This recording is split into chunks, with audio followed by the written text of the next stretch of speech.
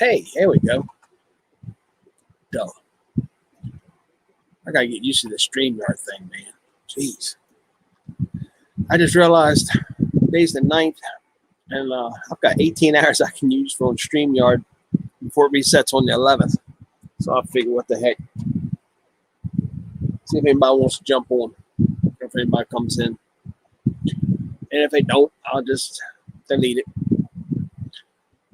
Just like BSing a little bit tonight. So, see what happens.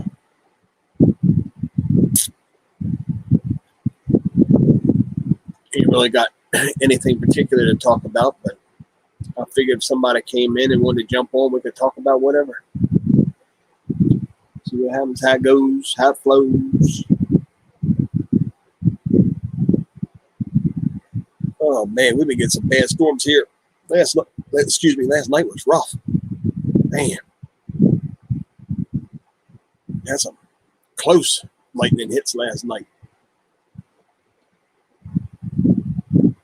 Hey Sylvia, how you doing?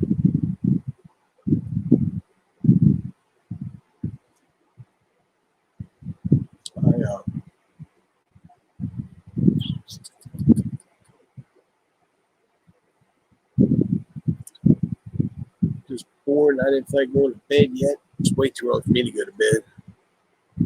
Hey, Free Hanley, how you doing? Let me see here. I don't know what I'm doing, but I'm going to learn it. No, that's not what I want.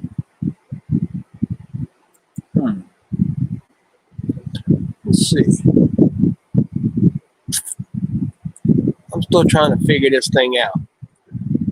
No, I don't want to do that. Maybe this is what I want to do. And then I hit that here, and then hit that there.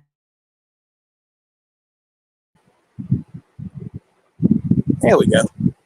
Now, if anybody wants to jump up, they're more than welcome to. If you don't, that's fine too.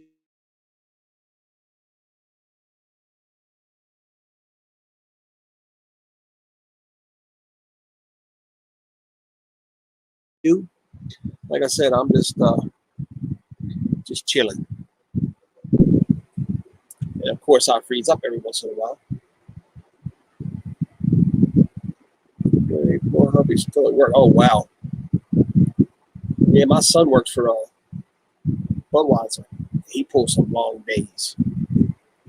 Like it's crazy. Wow, 13 hours.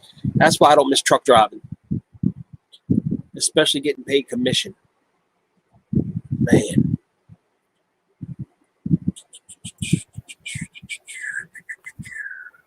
Denise. Hey. I'm learning how to use a StreamYard still. There you go.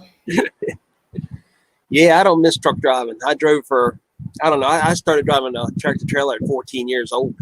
You know, he's delivering for Pepsi Cola, and they are so short. People don't want to work around here. Like, I don't get it. I'm not paying attention. There we go. That's all right. Hey, Sylvia. What's your name? Just call me Niecy. That's what I go by. Yeah. Okay, that's my childhood nickname, and it's. Oh, okay. Come here. So, but yeah, he's still not home. And they're trying to hire, but dang. Well, as long as the government's paying people to stay home, why work? No, they're not here. They got rid of that extra unemployment. You know what? They got rid of it. That's been gone for a good month now. Oh wow. But there's a shortage of CDL Class A drivers, and especially in this area, they're really hard to find. Apparently, I'm just like, I mean, I'm thankful he's working again because you remember he was unemployed for almost 3 months. But dang, I would love to see my husband's face every once in a while. I'm just saying. Yeah. I promise you I'm married. I just don't get to see him here lately. Oh, I'd leave out on a Monday night, and I would go down to Texas loaded. I'd leave out loaded, and I'd go down to Texas and have 3 or 4 stops, and then I go down to McAllen or Browning, reload with produce, and come back to Hunts Point, New York, and I'd be home by Friday. And back then it wasn't like it is now. Back then you could run 2 logbooks or whatever. You know what I mean? It was a different world back then. It wasn't none of that computer stuff, you know. Yeah, it's all computer now.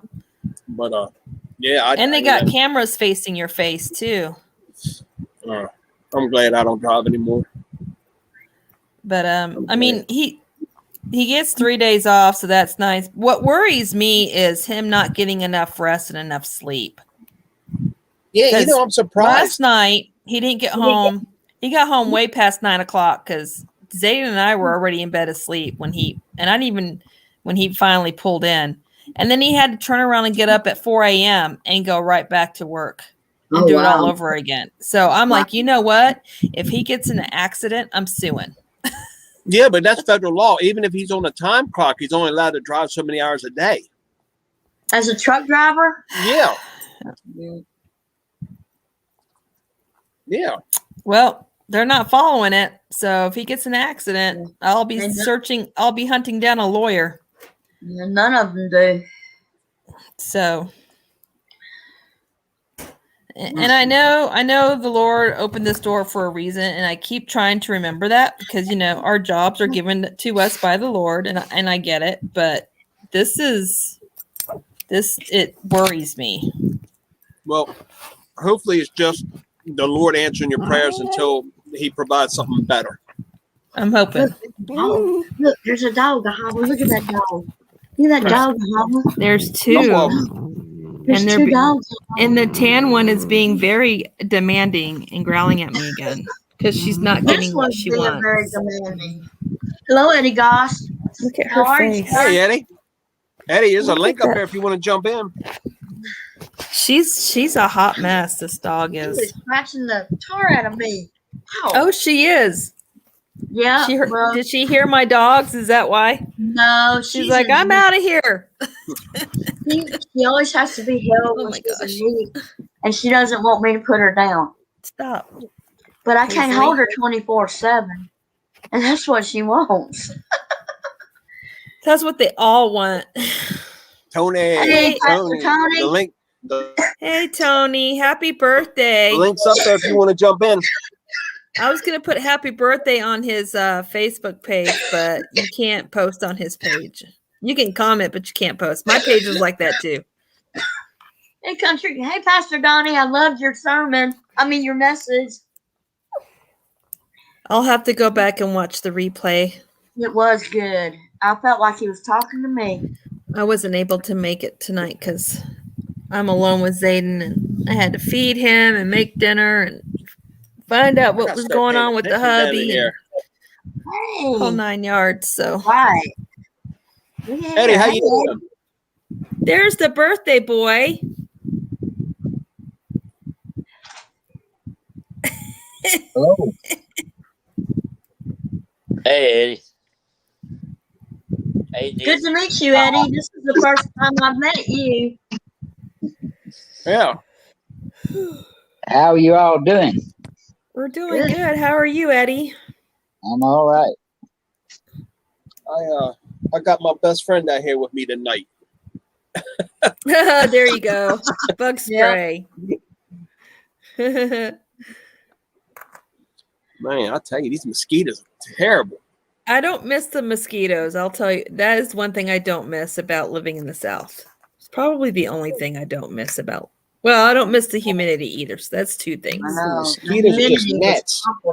Luckily, we don't really have mosquitoes here. I think it's just not humid enough and too cold. Tony, is your birthday today or is it tomorrow? Tomorrow. Tomorrow. I'm going to put her out. Actually, Friday. Friday. Be right back. Friday. That's what I thought. Friday. I may not see you. So happy birthday early there, brother.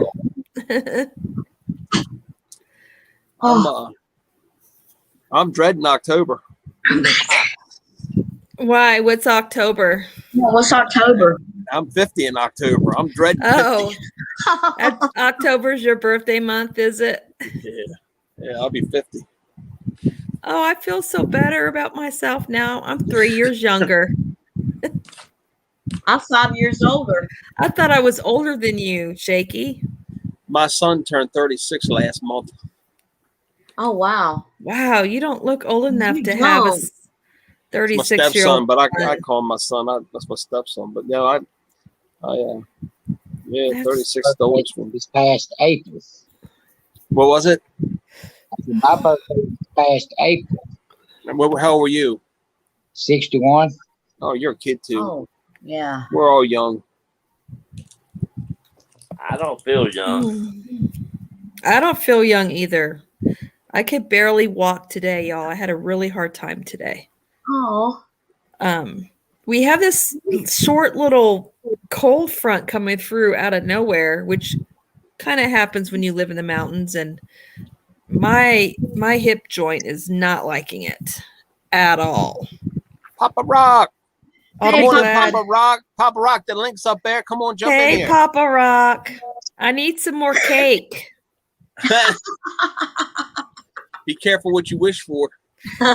Every time I ask him if he's eating his cake today, he tells me I steal it and I'm the one eating it. So it's like a little joke between us now. Put Hey, something to the yes. screen and I'll take it. Hey, he either- is. It's either cake with ice cream or root beer floats. I'm always eating when I'm on live. Oh, I love root beer floats. I Yeah. do too. They're my favorite. I can't have that stuff anymore. Hey, Papa. I How probably you doing? shouldn't have it anymore, but I figured I'm going to be with the Lord really quick one day, so I might as well enjoy the root beer floats while I can. At your age, yeah, you need to hurry up and get it done. I know. Before I can anymore, right? All right. That's right. But I if you- don't as much because after a while, you just do not like the hypoglycemic attacks. They don't make you feel good. So I stay away from it. I don't do that much anymore. Man, see, I had that gastric bypass, and when I eat sugar, it makes me real jittery, and I can't eat Oh, it. It makes me sweat real bad, and then I feel really bad for about an hour or two. Oh, wow. I've heard that happens to a lot of people that get the gastric bypass, that they can't. Because your body is absorbing this stuff really a lot faster because it bypasses through. So you're Yeah. getting that sugar like wham, and it's like a direct hit Daddy does. Oh, wow. to your system. You want this? Yeah.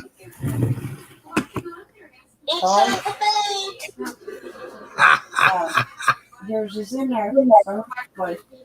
What you having, Papa? Huh? What you having to eat? Cake? Watermelon. Oh, watermelon. Oh, Well, that's at yeah. least that's healthier. Yep. Yeah, it is. Shaky, you don't get none. Oh, me? My son had watermelon with his dinner tonight. He also had watermelon with his breakfast too. So he's had watermelon twice today, my son. He loves watermelon. Cool. It's good for you. It is very good for you. I got a $5 Food Line pizza that's last me and my wife 2 days. I was thinking about doing pizza tonight, but I ended up going ahead and cooking. What'd you cook? I cooked some roasted chicken rice. Okay. Oh, that sounds good. Yeah. With some butter corn to go with it. Oh, yeah. And then watermelon. Hey, can't beat that. I mean, you can take the Southern girl and put her up north, but I gotta have my watermelon. You can't take my Southern food away from me, so. There you go. Our 23-year-old garbage disposal moved. He didn't move. He went out of town to work down to Southern Maryland. So I'll save some money on the grocery bill now for a month or two. Whoa. No, don't pull on this. Don't. Okay, they got both of them fighting for my lap. I can't fit both of y'all on my lap. Y'all. Lord have mercy. How you doing, Eddie? I'm all right. That's good. You're looking good. Thank you. You know what I'm going to have tomorrow night, Pete? I'm going to get red beans and collard and cornbread. Oh, heck yeah. Yeah. That's what I'm talking Now about. we're talking. Now we're talking. Some of that southern food you can't get up north. No, Unless you're Southern and you make it yourself. True. And I make My my grandfather, cornbread. my granddad taught me how to cook when I was 14 years old. I make cornbread. I actually put corn in my cornbread. I don't make just the box cornbread. I make the real stuff. It's a cup. I know. It's a cup. It's a cup. Yeah, I agree. It's a cup. For me, it's faster to do water fried cornbread. That's funny. I needed this laugh today, I tell you. Oh Oh man. my goodness. There's this old farmer. He was selling some horses, and this guy found out about the farmer that was trying to sell us horses and stuff. And the guy was looking around the farmer and all his horses, and he spotted one that he really, really liked. And he said, I want to buy this one. And the farmer says, no, that horse don't look too good. And he says, well, it looks fine to me. He says, well, okay, if you want to buy it, buy it. So the farmer sold the guy the horse. 2 weeks later, he saw him in the store. He said, do you know this horse is blind? He said, I told you it don't look too good. It don't look good. Blocked it out. Oh my goodness. It's okay. I'll eat it. I have no words.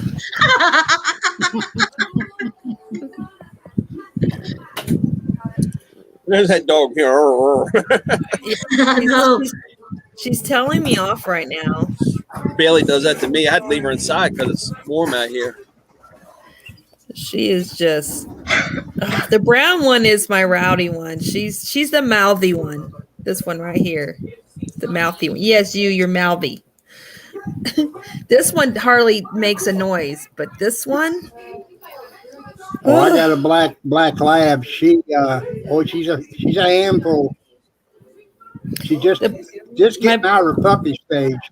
My black fur baby is the lover, and this one right here is the scrapper. She's very bossy. Mine will get up in the chair and sit in the chair and look out the window. Come on now. I love you, Niecy. They do, but good grief. They've been with me all day. All day. In this chair. Question: is this Porch Talk going to be a regular thing? Yeah, I used to have a show called Porch Talk, and so I decided.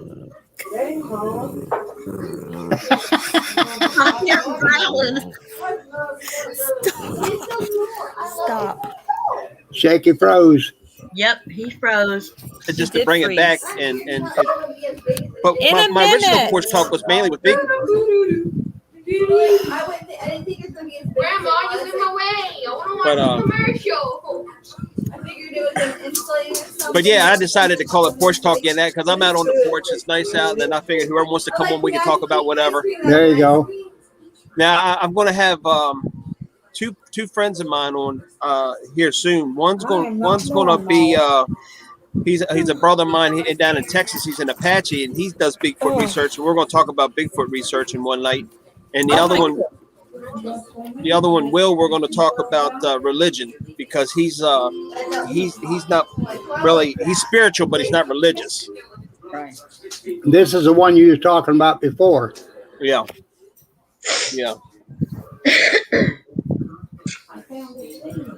What you need, baby? Oh, the phone should be now if you want to go check it. Well, my special guest conked out on me. He said no. So I might have another special guest. I was on His Way Homestead tonight, and he interviewed I think his name's Dylan. He's a pretty famous Bigfoot researcher, and he showed us the castings of the hand and the foot. Yeah. Wow. It was really cool. Yeah. Well, I know. I know we're all out, baby. I know quite a few. I mean, I've got I'm pictures done. of me It with was really yummy. with Okay, I Bobo and already all ate them guys, and from finding Bigfoot and all them. I've met all them guys, Cliff, and I was real big into Bigfoot research for years, and I just got away from it because the community's gone to crap. Do you think he exists? Oh, I've Papa Rock. I've been within 15 foot of one. Okay. Where? Really? Right here where I'm sitting. Hang on, they're Oh, talking. really? Oh, you never Bonus heard? in Let me, there. I'll tell you Go what. check and see if it's Not charged in or West not. Virginia. Oh yeah. Oh yeah, they're all up down these North Carolina's full of them. Virginia, they're all up down through the Appalachian Mountains. I didn't think I would make that far. But I tell you what, I came out here one night because I'm a redneck. So I come out here and I didn't have none of these lights on, but it was a full moon, and I was doing my business off the porch here. So anyway, if it hadn't have moved, I'd have never seen it. And I can tell you, I know how tall it is because there's a 6 foot post right beside it, and I know how tall that post is. And this was 2 foot taller, so I know it wasn't a bear. It did a complete turnaround, and all I saw was the outline of it, the black figure. It did a complete turnaround and walked straight down this mountain. No. I ran inside. I got my Glock. I come back out. I was like, oh, no. I was like, you know what? And, well, I tell you what, my wife has a shed right here. As you go down my steps to where our car is, we have a shed. And we had a little min pin in that cage when it was warm out in the daytime. My son's little dog. Now he's since passed away, but anyway, it's a chain link pin, 10 by 10 by 6 foot tall. And my wife had just had gallbladder surgery, and she said she was out here talking to Ziggy. She said, "I'll come back out and see you in a little bit." She came in. I was sitting right beside the door in my chair, right beside the door that comes out on the porch, watching TV. The wood stove it's warm out. The wood stove wasn't lit, but the wood stove was there, and I had my Glock laying on top of the wood stove. She shut that door. Now Piper was in another pit down there. He's also passed away. He was an old dog. And I heard Piper start barking. I heard Ziggy start barking, and I heard that chain link rattle. I heard that. I said, something's wrong. So I jumped up, grabbed my Glock out the door. I'm telling you, from the time I heard that chain link rattle to the time I was on this porch was not 5 seconds. When I got onto the porch, I looked. The pin had been flipped up on its side and completely crushed down. I still have the pin. I have the pictures from it. The pin was completely crushed. Ziggy's sitting there looking like, what the heck just happened? I mean, he's stunned. I mean, he doesn't know what to do. There's no animal we seen or heard. And I stood out here for, 20 minutes trying to figure out if it was a bear, mountain lion, what. There was no animal, no noise, no nothing. Wow. Nothing moves that fast. Wow. I need to go to the release room. That's what I call the restroom. So I'm out. I'll be in the chat. Love y'all. Love you. Well, the link's there. If you want to come back, you're more than welcome to.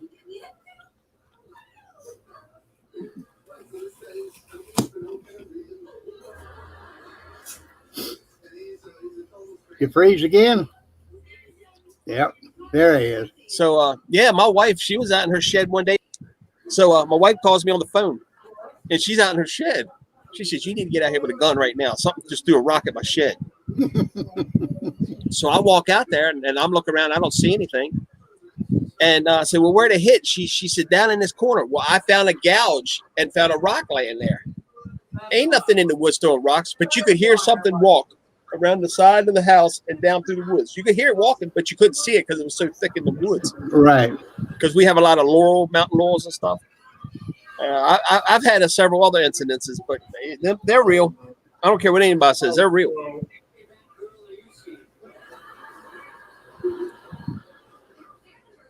Definitely ain't something I want to run into out in the woods by myself either.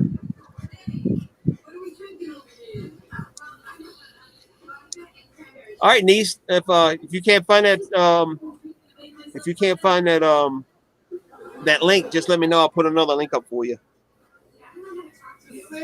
But yeah, but no, I started doing Bigfoot research. I started reading Bigfoot books when I was about 10 years old. And then and then even in Maryland, I had some things happen that caused me to question things, and then I really got into doing researching, and I've been all over this country. You're like me. I'm the same way. Yeah, it's something. They're there. I don't think the government wants to admit to it, but no, if the government admits to it, they're never afraid they're going to have to put out another welfare check. I can tell you this, and I don't care who says they're anybody can say they're an expert or anything else. Until that body's brought up, we don't know what that thing is. No, we don't know if it's human. We don't know if it's a cross between a human and an ape. We don't have a clue. Nope. So it could be anything. Who knows? It could be a Nephilim. I don't know. I don't know what it is. I just know they exist.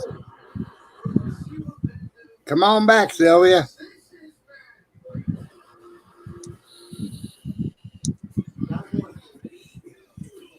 So what's going on down in Georgia, Eddie? A whole lot. Hot. Hot here. What part of Georgia are you in? Counties, I'm about 50 miles west of Atlanta. My sister lives in Georgia. I can't remember what town she lives in. I could probably look it up, but I know she's in Georgia somewhere. My daughter's in Georgia. Yeah. She's Covington. My daughter's east of Atlanta. Maybe I'm not sure. I live down next to Covington, Loganville, Lawrenceville, Snellville. I'm right around them areas. I know one thing. I took a Delta flight at a BWI airport for a party down in Georgia. Oh, yeah, that was fun. I wound up down in Macon. Oh boy. There was this bar. I'll never forget that bar was called Whiskey River. I'm gonna tell you, I'm 6'2". I'm a big dude. I'm not no little guy. I mean, I'm a big, broad dude. I walked up in that bar, and at the door there was a bouncer named Big Earl, and I looked up at Big Earl. I was like, holy smokes. I went in there and I sat down. And I told that bartender, I said, I'll take a wild turkey and ginger ale. There you go. If she put any ginger ale in that glass, I'll kiss your rear. I'm going to tell you one thing. That wild turkey 101, man, I must have drank about 2 or 3 of them, and I was right. I was right. Holy smoke. I remember I was just a young kid. I was homeless. Just, going place to place to place. I got on this train one time and jumped up in the boxcar. I tell you what, I ain't never been so drunk in all my life. Wait a minute, Papa. Sylvia, this is my channel. You can smoke on my channel. I'm sorry, go ahead. She worry about smoking. She can smoke on my channel. I don't care. Why, yeah. But there was a bunch of hobos in the boxcar. And I caught the train in New York. And we rode it all the way to Las Vegas, Nevada. And I tell you what, I don't think I remember 15 miles of that trip. I ain't never been that wasted in my life. MD 2020. Oh, man. Yeah. These hobos, they go out and panhandle, do their thing, they go right straight to the liquor store and buy that MD 2020, get on that train. I'm going to tell you something. The year 2020 reminded me of Mad Dog 2020. Yeah. It was just a bad year. Yes, it was. Oh, my goodness. Yeah, I've had my drinking days, too. I don't drink anymore. I haven't drank in a while. I haven't drank in, I bet you, 2 years. I'm sorry, Sylvia. I'm not paying attention. I know. I see it now. I'm glad you're flashing your arms. I can't see. Oh, man. I'm glad you're waving at me because I'd have to look down and say, who was waving at? Oh, We got to get that giggle out of her, though. Here we go. Come on, Sylvia. Papa Rock, one night I was working this place down in Southern Maryland called Wilbur Park. And I used to play there when I was in a band. It was like where all the local, they had local bands and they had all kinds of bands come in there. You know, it was just a dive. It was a dive. So anyway, I used to bounce at this place. And there was this big guy. I mean, I'm like I said, I'm 6'2". This guy had to be about 6'4", 6'6", or something like that. I mean, he was just big. And old man Wilmer said, "You need to throw him out." Well, I had enough liquid courage in me by then. You know, I'm brave. You know, I'm brave. I walked brave up, and dumb. Brave and dumb. I said, "Dude, you got to go." He looked at me and said, "You got to make me." I said, "Oh man." Now freeze. Yeah, you're okay. You're good. Oh, he froze again. Look at my eyes. Looks like he's seen a ghost. I'm still here, right? Okay. Yeah. Yeah. So I just. We're talking deer in the headlights. Y'all get my So first thing I'm thinking is, you know, what comes to mind, well, I got to take this guy out because he either that or it's going to be a problem. So I got to take him out before he knows what hits him. So I remember I had to jump. I actually had to jump up. I mean, I jumped up and as I jump up, bam, I hit him as hard as I could. Oh, he shook his head and grabbed a hold of me and whipped me up one side, down the other. He beat on me like a rag doll for I know 5 minutes. Well, PG County Police and I had an agreement. They stayed outside. Whatever's outside was theirs. Whatever's inside was mine, and I would bring it to them. So I walk out past them. I got blood in everything, all over my head. Got blood coming out my ears, everywhere. You know what I mean? I'm a pulp. They said, "You want us to go in there and get him?" I said, Mm-mm. I had a little S10 pickup truck. I walked over that truck, opened that door, pulled that seat up. I pulled that axe handle out. Them cops' eyes got that big around. They started snickering. I went tippy-toeing back up in there around people. I'm hiding. I got up around people, you know. All of a sudden, I snuck up behind him. I tapped him on the shoulder. He turned around. I looked like Babe Ruth.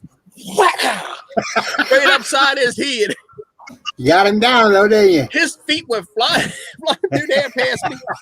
His buddy jumped back. His girlfriend, his buddy's girlfriend. They're all looking at. I said, "Now drag him out, or I'm gonna start beating on you." They grabbed a hold of him. They started dragging him out. As soon as he got to the door, the county police, they had their nice sticks out. They were whacking. You got a double whooping. Yeah. That reminds me of the song "Give Me 3 Steps." Yeah. Oh, yeah. That was a true story. Just That remind really me of the song. yeah, Give me that- 3 steps. Give me 3 steps, miss. That Give me bar- 3 steps toward the door. That bar is still there, and that really happened to him. Really? That's why he wrote that song. He was messing with some girls. Some girl was messing with a girl there, and her husband caught him and pulled a gun out on him. Yep. And that's where that song originated from. Yep. It's a good song. Yeah, Leonard Skinner. And they got their name of the band from their gym teacher, Leonard Skinner. Oh, yeah. And he hated it. He hated it. But once it became really popular, famous, then he kind of he's like, yeah, that's kind of cool. They named themselves after me. He's buried in the same graveyard they are. Really? Really? Yeah.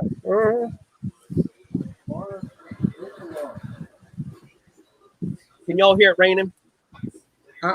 It's raining there, too? Oh, it's coming down now. It just started. It's coming down. It started here about a half hour, 45 minutes ago. But we needed it bad. We ain't got no rain. Oh, yeah. I could tell y'all some funny stories about my younger days. You want to hear a funny story about mine? Go ahead. In my younger days, I think I was, 19, 20. I was out with a friend of mine, and we always liked to go out bar hopping. And there was a place in Shreveport called the Circle in the Square, and they had bar after bar after bar. So she picked me up, and we went out, and Suzanne always left me behind. She's like, "Sylvia, I got to go." She met this guy, so they left. I'm like, make dang sure you come back and pick me up. Well, she come back, and I come out of the bar, and I had this guy from Sweden and another guy from Texas. And she's like, man, I should have stayed with you. Look at these handsome dudes you come up with, And, and they said, well, we got to go. I said, nice meeting you guys. And then there's a real skinny girl that came up and said, one of those bears that you put on your shirt. Mm-hmm. Said, would you like to buy a bear? And I'm like, are you a Mooney? And I said that. I said, are you a Mooney? And she said, oh, yes, I am. I said, and she says, but we're not what you think. I said, come on, Suzanne, let's go get her. And we ran after that girl, and she disappeared. Bam, just like that. We could not find that woman. She was gone in a heartbeat. I'm like, I wonder why. no. I can't figure out why. I knew who she was. Buddy of mine called the house one night looking for me. My grandfather answered the phone, just me and my grandfather anyway. And the guy says, hey, shake your hand. He said, no, he's out with his girlfriend. My buddy says, he ain't got a girlfriend.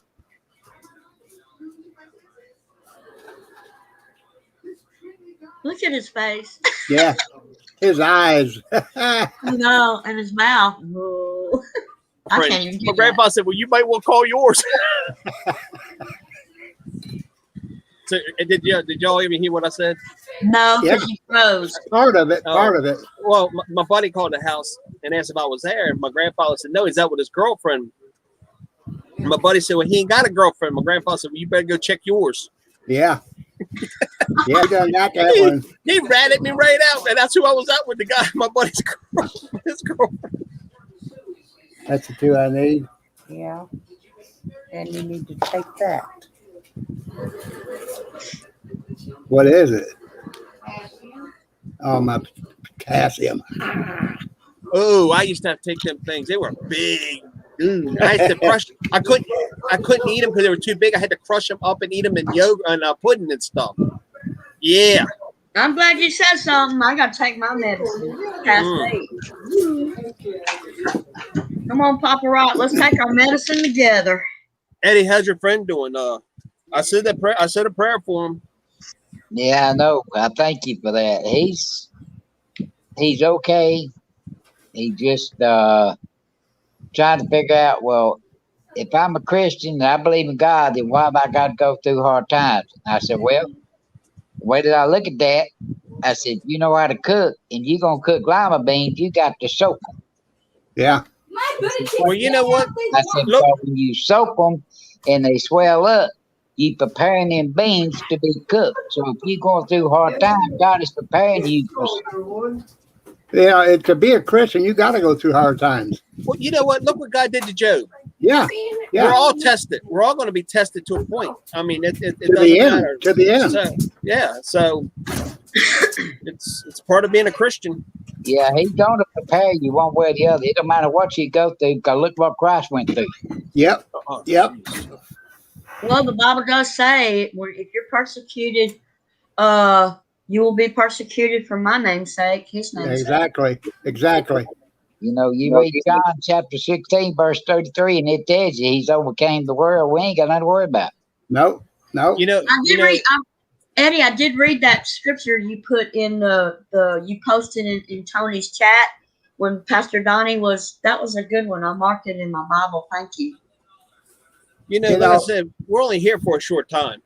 Even if we're lucky and if we lived 100 years, we're here for a short time. 100 years is nothing compared to eternity. That's like I always say, when it's my time to go, I'm going to go, and there ain't no doctor, there ain't no hospital, there ain't no surgery going to stop it. But you know what? I'm happy with it. If I were to go right now, I'm content. Sure, me too. Yeah. Me too. Because I know I'm going to a better place. Exactly. Yep. I No know I'm worries. going to a better place. No worries. It's trouble-free. Yeah. No more pain, no more tears. Exactly. I believe that all the health experiences that we have while we're here on this earth is all a test, to see if you actually will keep your faith. Sure. Yeah. Sure. And I believe that. I believe it. Satan, whether you believe Satan is roaming the earth or he's still in that bottomless pit in that prison, Right. There's different theories on that, whatever. You know what? And people say, well, why does God allow? Well, you know what? God can destroy him like that. He created him. He created him. He already said once everything's done, he and everything else would be cast into that lake of fire. He's gone. If you didn't allow it, he wouldn't be sovereign. Exactly. Well, he if keeps God Satan didn't to test allow it, us. he would not be sovereign. He keeps Satan around to test us. We are going to be tested every day of our lives, every hour of our lives. We are going to be tested. I don't care what you're doing. Like, I could be out here building a new chicken coop. I'm going to smash my thumb with that hammer, or something's going to happen, cause me to lose it for a minute and say something I shouldn't or whatever. But God's testing us. Yeah. Yep. I cut my fingers off with a table saw. Ooh. I was by myself. I called 911. I saw that happen when I worked at Gordon Grid for 2 weeks. I saw a lady who cut her all four of her fingers off, and we were hollering, "Don't slam that thing down, don't!" And she didn't listen, and she didn't even know what happened. See what I got left? Oh wow! That's it. I knew a young kid that was. Look at it. If you are saved and you got that blood applied and Jesus living in your heart, you take a hurricane, a tornado, I don't care what storm it is. Exactly. You look in the middle of that thing in the eye of that storm, it's as calm as it can be because all the chaos and the hell going on around it. Exactly. If you got Jesus in your heart, you walking with the eye of the storm, so what you got to worry about? Exactly right. You're right. He must have seen Bigfoot. Yep. Hey, Bigfoot's got a shirt that says "I've seen Shaky." Don't make me laugh, Papa.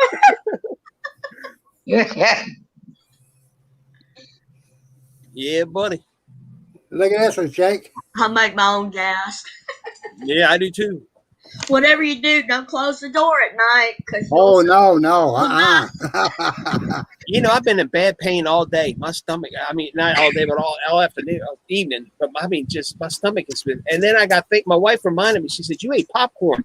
I've never had an issue before, but she has a diverticulitis. And what I described, she says, I may have it and not realize it. And it could be affecting me. I was like, oh, I hope not. Man, it's kicking my rear end, whatever it is I got. Yeah, diverticulitis ain't nothing to fool with. I hope it ain't what it is, but it's sure. And I felt fine until I ate that popcorn. Ooh. Well, what you need to do is get out there and find Bigfoot and have him beat it out of you. No. I'm going to tell you something. That is a wild creature. I don't care what anybody says. You do not provoke wild animals. You watch these shows. Like that Finding Bigfoot, and you got these dummies going around in the woods beating on these trees with sticks and going, woo, woo. You know what? Let me tell you something. You could be saying to that thing, "Hey, I want to do it with you. Come on over here." You don't know what you're telling that thing. Next thing you know, you got an 800-pound monkey coming at you, and it's looking for fun. Be my luck, I'd be standing by that tree, and I'd be beating on that tree, and I'd be beating on him.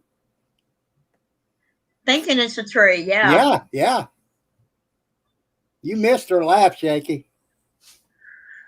She got her laugh going. You're muting. Your mic is muted. I didn't even. Oh, there you go.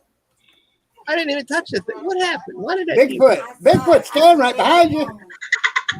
The mouse is over here. Why did my mic mute? Bigfoot. Sitting in the yard talking and Some weird Bigfoot stuff. got you. hollering, feed me. So then I got a watermelon today. Oh boy. Cut that up. And I'll tell you what. A watermelon? That night, and I'm not talking about Bigfoot, but that night I was attacked. That's the night that I knew that I had to go to God.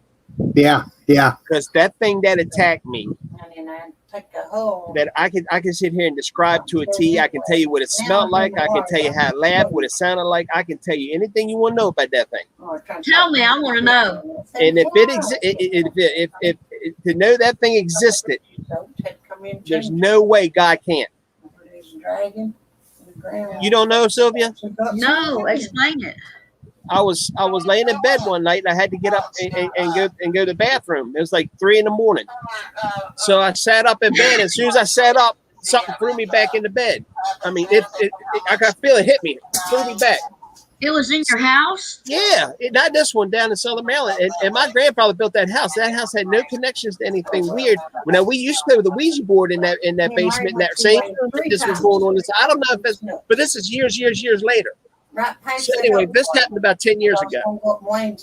So I sat back up and wham, I went back down again in the bed. I said, what is going on? I'm awake. I know I'm awake. I'm not dreaming this. So I sat back up. As soon as I sat up, there's a face right here. It was a human head, human shaped head. It was covered in like sheep's wool. It had 2 horns come out and curl up and around. It had a pink snout. It had like a mouth with sharp, jagged teeth and like a snake's tongue. And it just kept laughing. And all I could smell was burnt flesh because I always used to work for quarters office. I knew what burnt flesh smelled like. It smelled like burnt flesh and sulfur, like rotten eggs. And it just started laughing at me. And I mean, it scared me so bad. I said the Lord's Prayer. It's the only thing I could do to say. I said the Lord's Prayer. The third time I said the Lord's Prayer, it just disappeared. It was Satan. Satan, he was after. I don't know what it was, but I'm gonna tell you right now, it wasn't of this world.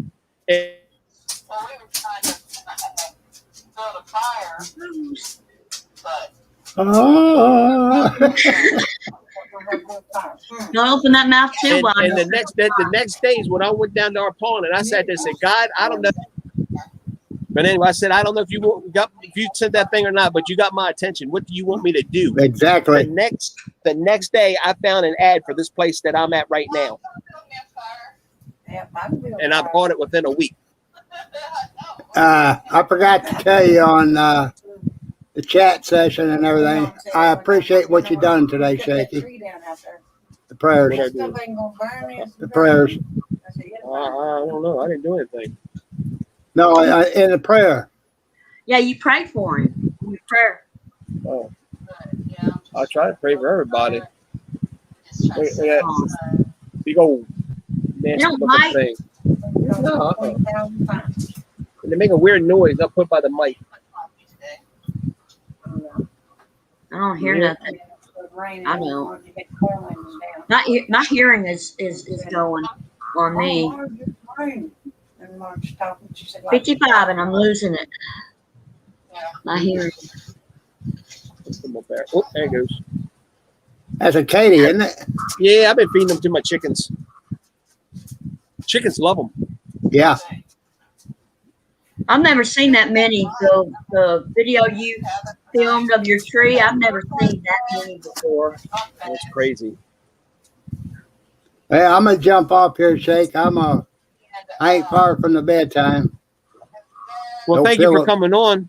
Wow. Yeah, Anytime, brother. Anytime. Well, you're always welcome. I love you, Papa. I love you, brother. I'm glad you're doing all right, too. I'm hanging there is all I can do. Well, I'll keep you in my prayers. I appreciate it. I appreciate it. See you, Eddie. Love you, Papa. Stay out of trouble. Ain't that hard to do? Well, Eddie, where are you from? Conyers, Georgia. Okay, I'm from Louisiana. You're not too far. No, not really. I just stay here because I can't drive. I don't drive either.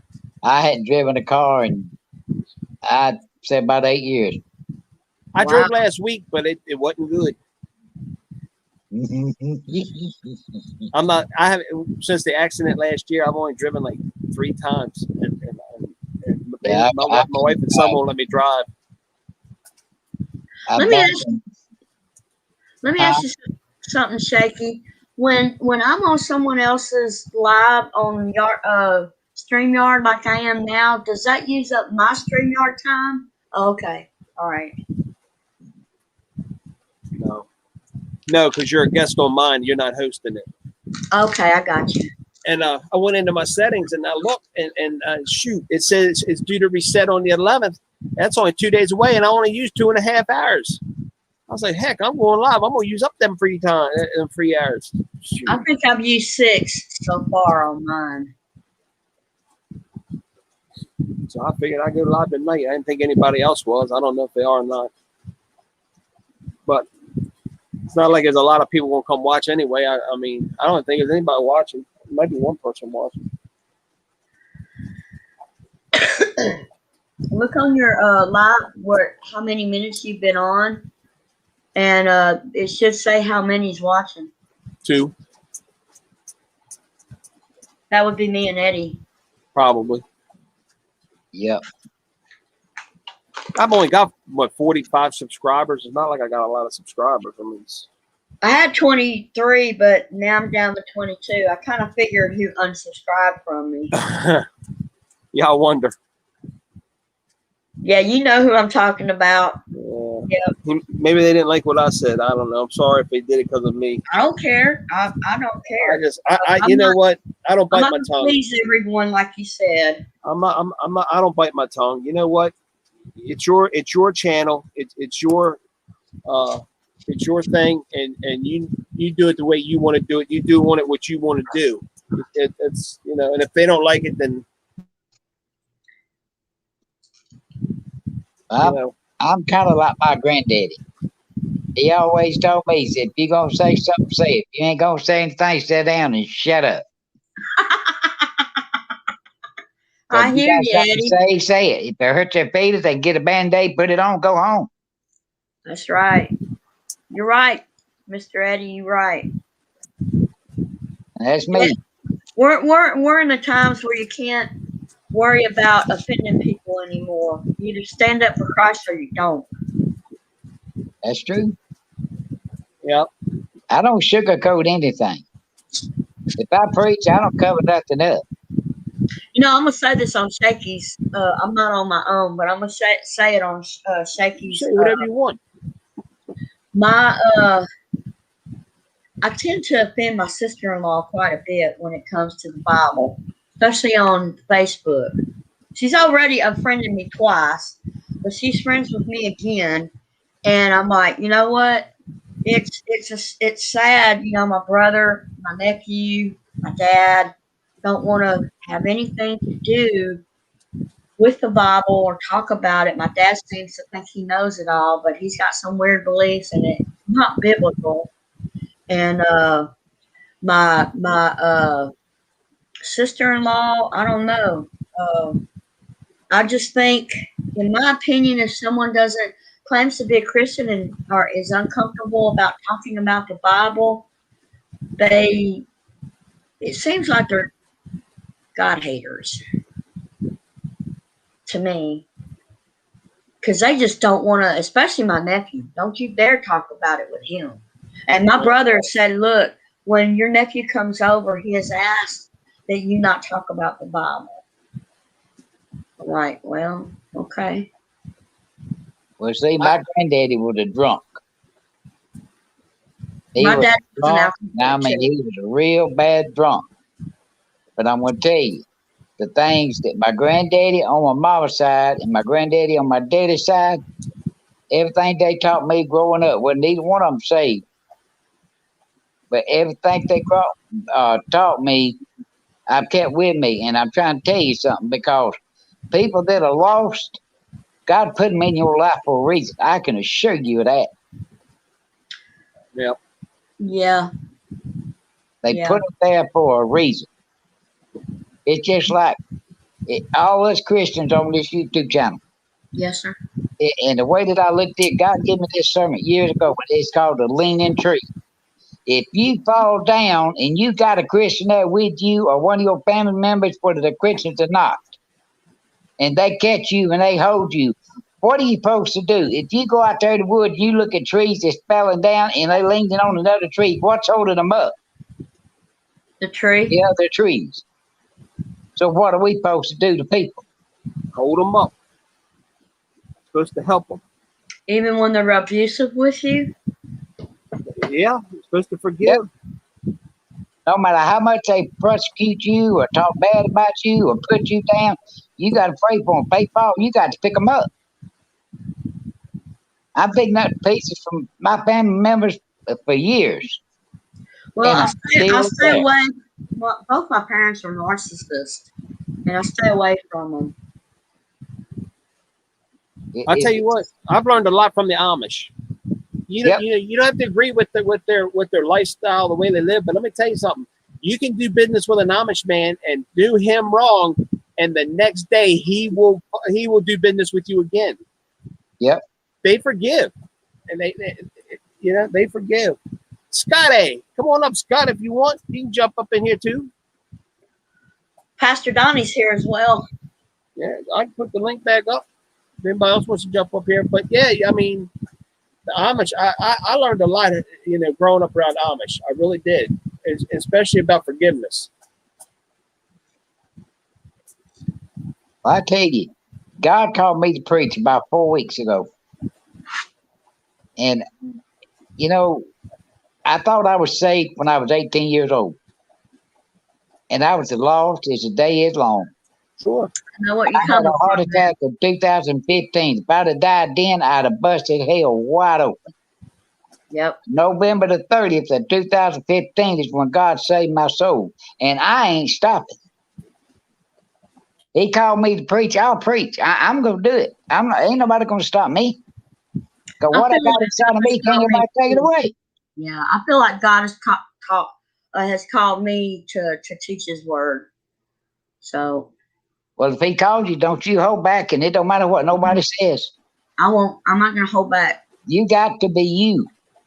Yes, and sir. Who you are is what God created. Yes, sir. Yeah. I got friends that are atheists. I got friends that are all kinds of different religions. But I'm gonna tell you something.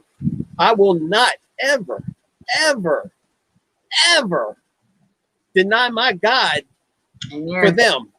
You can't. Right. I'm sorry. I'm sorry. They're going to have to deal with their consequences. But I am not going to give up my salvation to agree with them, to support them. I will be there for them. I will help them any way I can as a Christian. But I will never, never deny my God. I got friends that.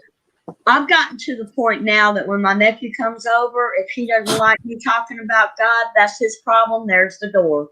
Exactly. There you go. That's what I'm telling him now. If you don't like, you're in my house and I'm going to talk about God. And if you don't like it, there's the door. But Jesus loves you. I got a friend of mine and she says she's a lesbian. And she asked me, she says, well, God loves me and all that. I said, well, that's true. I said, but I'm going to tell you now, if you live in that lifestyle, she said, I'm going to heaven. If you live in that lifestyle, when you die, hell is going to be your home. That's right.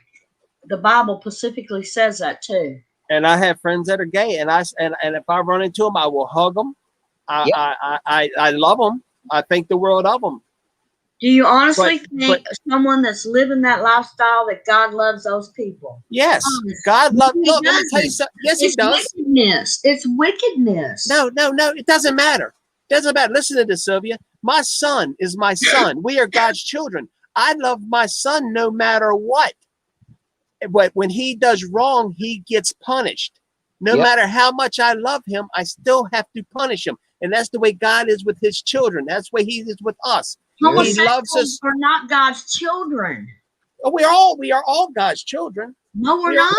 Yeah, all sinners are. Jesus Christ are the children of God. Now He loves us all, but He has to be a father and punish us. I disagree, but I disagree. I'll let all of these pastors talk to you about that. Let me explain something to you. We were all created in God's image. True. And He gives you two roads to take. There's a bad road and a good road. Okay. So we are all God's children. If you Preacher. were made by God, you're his child. Everybody was made by God. Wasn't nothing made without him. So you want to know where you came from? Look in the mirror. You were made in God's image. Anybody in your family that's lost and don't believe in God, tell them look in the mirror, because that's who created them. Period. True, we are. But this is how I look at it. After Adam and Eve sinned, we became the image of man. Did God love Adam and Eve Yes, he did. even after they sinned? It's in the Bible. We are in the image of Seth. That's what I'm saying. Did God still love Adam and Eve even after they sinned? He had mercy on them. Well, God loves us all, no matter what. He doesn't love evil. It specifically says in the Bible he does Oh, he not. don't love evil, no. Right, But he loves mercy. homosexuality is But that's evil. two different. But that's two different things. Right.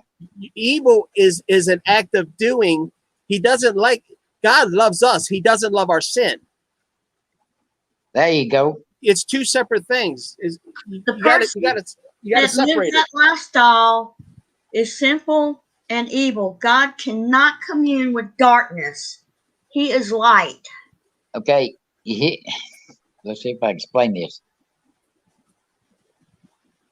I don't mean to make you mad, Shaky. I'm not mad. I'm not mad at all. No, Bob, don't ever think I'm mad. I'm trying to think how to explain it too. It's and you know, and I'm up for a discussion. To explain. The only thing I can do is just look up Bible verses. Okay. Well, see, here's the thing. Yes, sir. When everybody is living by grace now, everybody. Okay. Only those that accept Jesus All right, Christ but is living by grace. back yonder, way back then, when they lived by the law, if we had to live by the law that they did, wasn't neither one of us on this earth ever make it. When he sent Christ here, he sent his son. His son died for us. What have we gave? I'm telling you right now, when Christ died for us, that done away with that type of law. We still have the law, but we don't have to live by that law. We got to live by grace. And whatever we do wrong, God is we're going to answer for it. Okay, you say we don't have to live by that law. Do you believe that the 10 Commandments are still there? Yes, That I do. applies to, well, then that's part of the law. Yes, it That's is. part of I Torah. didn't say we didn't have to go by. I'm saying the law is still good, but we ain't got to live by the strict rules that they had. We're living by grace. So it's all right to kill? It's all right to steal? No. No, it It's all ain't. right to commit? Well, then we're still living by that law. Well, that part of that law, yes. Yes, we are. I see where you come from now. Yes. All right, if you're going down the road and you run a red light and you get stopped and you get a ticket and you go to court and you pay that ticket for running that red light, Right. Okay. does that mean you don't have to abide by that red light no more? No, but no. Laws, No, yes. but right there, Sylvia. Take it right there. You go down the road, run a red light, okay? Running at red lights is sin. You go in front of the judge, God. You pay like Jesus paid for that. Yes. He paid that ticket. That sin is paid. You're now washed of that. You're now free and clear of that sin. What is sin? I'm using as an example. I know, but what is sin? Transgression of the law, for sin is lawlessness. 1 John 3:4. What's up, Michelle? It's First but what I'm saying is You know how many laws Jesus paid that America fine. has? Over 4,000 laws America has. And the Torah only has 613. And most of them don't even apply to us anymore. A lot less laws than what we have in America. You cannot sit here and tell me that there's no laws to follow anymore. We follow the laws Yes, of the land of America. Right. But what I'm saying, I'm using that example. If you get a speeding ticket Mhm. and you go to court Mhm. and somebody pays that ticket, Right. then you're free and clear.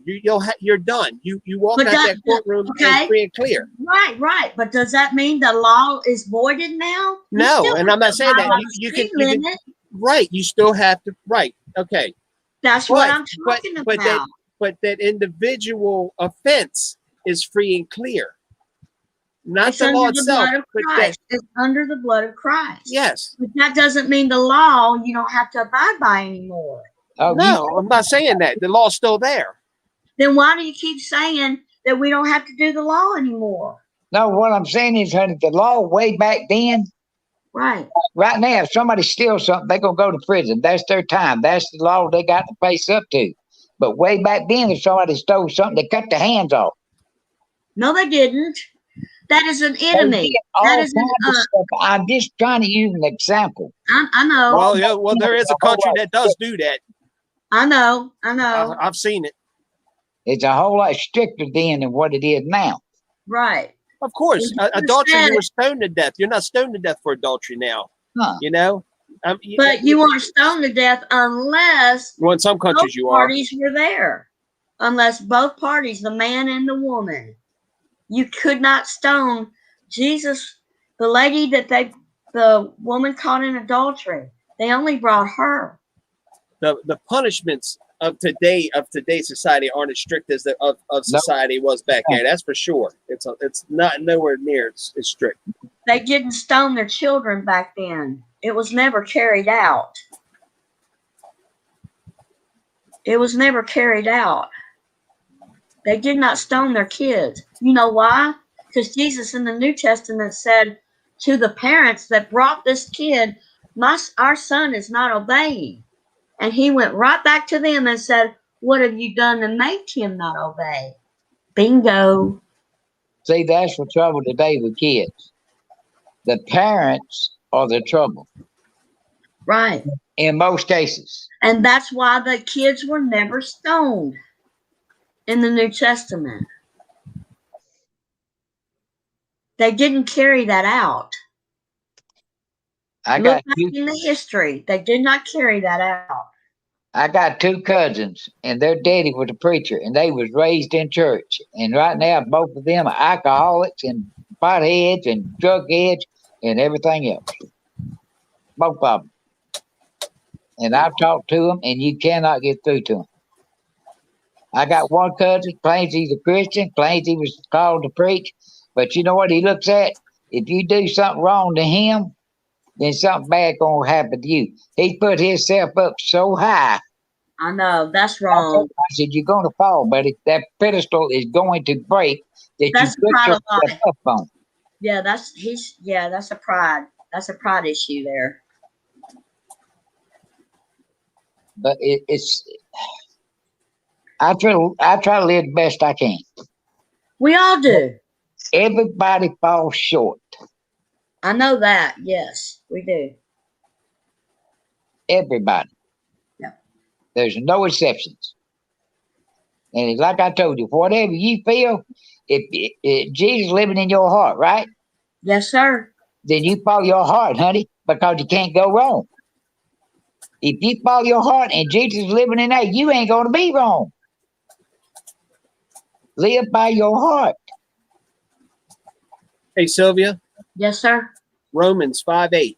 But God shows his love for us, and that while we were still sinners, Christ died for us. So Yep. God loves us even though we are sinners. But he also said in the Gospels that Christ is the one that draws us to him. Read Romans 28, 8:28.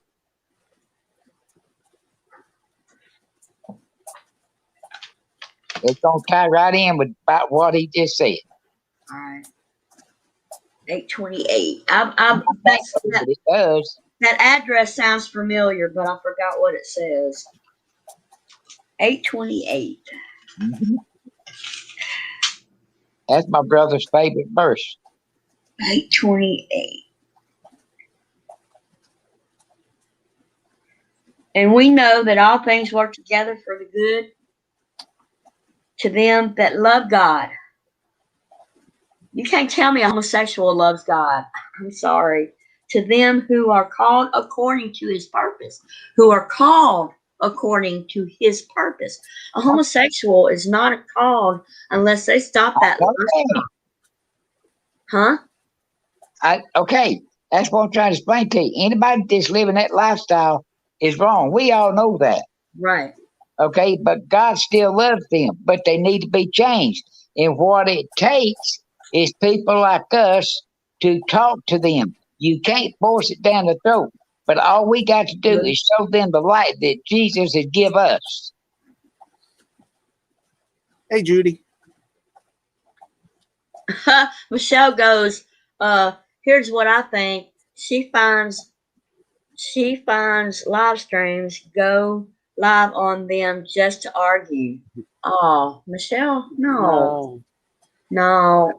You know, like I said, we're all allowed to believe what we want, but I truly believe God loves each and every one of us, whether we're sinning, whether we're not sinning, whatever. He loves us all the same. But He's our Father, and when it comes time for judgment, then we're judged upon their sins. We're having a discussion. I don't think we're arguing. I mean, but that's how I look at it. I mean, that's just my point of view. And I really truly believe God loves us all no matter what. I think He's our Father. He loves all of us.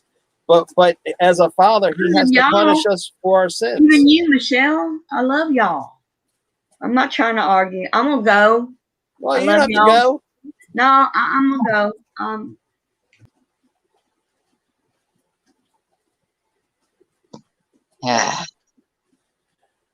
I mean, I know everybody looks at it different. We're just talking about God loving sinners and you know, our different point of views on it. And my point of view is that God loves us all, and He does. Whether we're sin, no matter what we are or how we sin, He loves us all. But being our Father, He has to. What some of them do. He has to punish us. Yep. You know, we get punished just like our Father would punish us. So I mean, but and I respect everybody's point of view on it. Was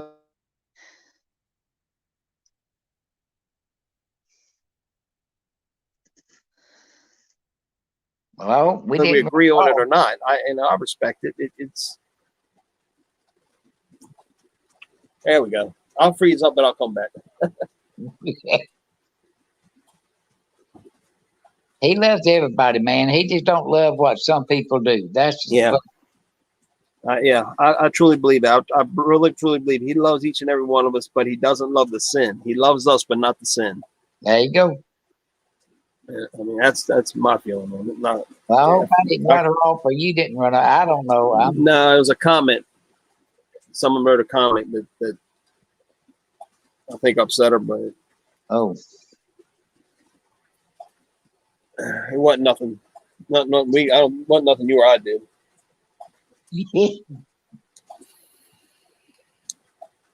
Y'all have to follow God. I mean, that's me. Yep. Just. Hey, Scotty, I'm glad you stopped by, brother. It's good to see you in the chat, man. I'm glad to be back on YouTube again. Man, Scott, you can't see the chat, can you, Eddie?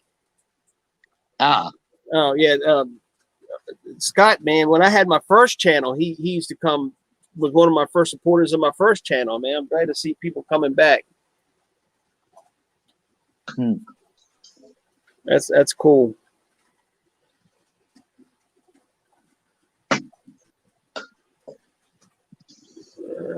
I love my kids, but not what they do sometimes. Yeah, Jude, you ain't kidding.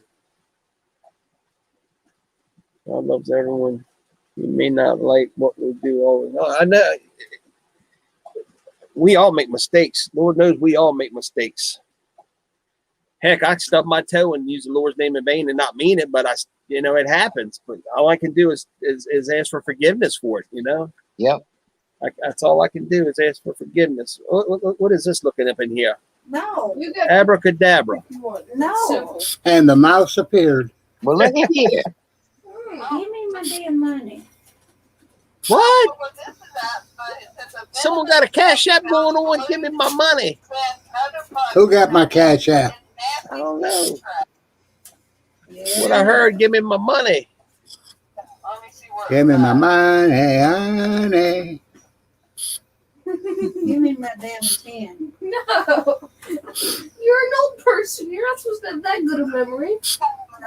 How to do real life. Oh, well. I just Love you. Pull my money now. As long as she ain't dehydrating, you're in good shape. Hi, Judy. Venomous snake fell glued with other bugs into a nasty, sticky mouse trap. Yeah. Pay me already. Hey, Did your you guest ain't come got on, nothing for Jake? me. What'd you do first? No. I got to get a hold of them and find out what day we're going to do that. Oh, okay. I think we're going to try to do it this weekend. Also, Grandma. Yeah, because I wanna be here to listen to it. Yeah, I'm not going to bring anybody up unless it's all right with him. I just the main purpose behind, well, there's two purposes, but the main purpose behind it is a discussion of his On the belief and my differences. beliefs, Right. and then to show that two friends can have different beliefs and respect Exactly. each other. You know, Exactly.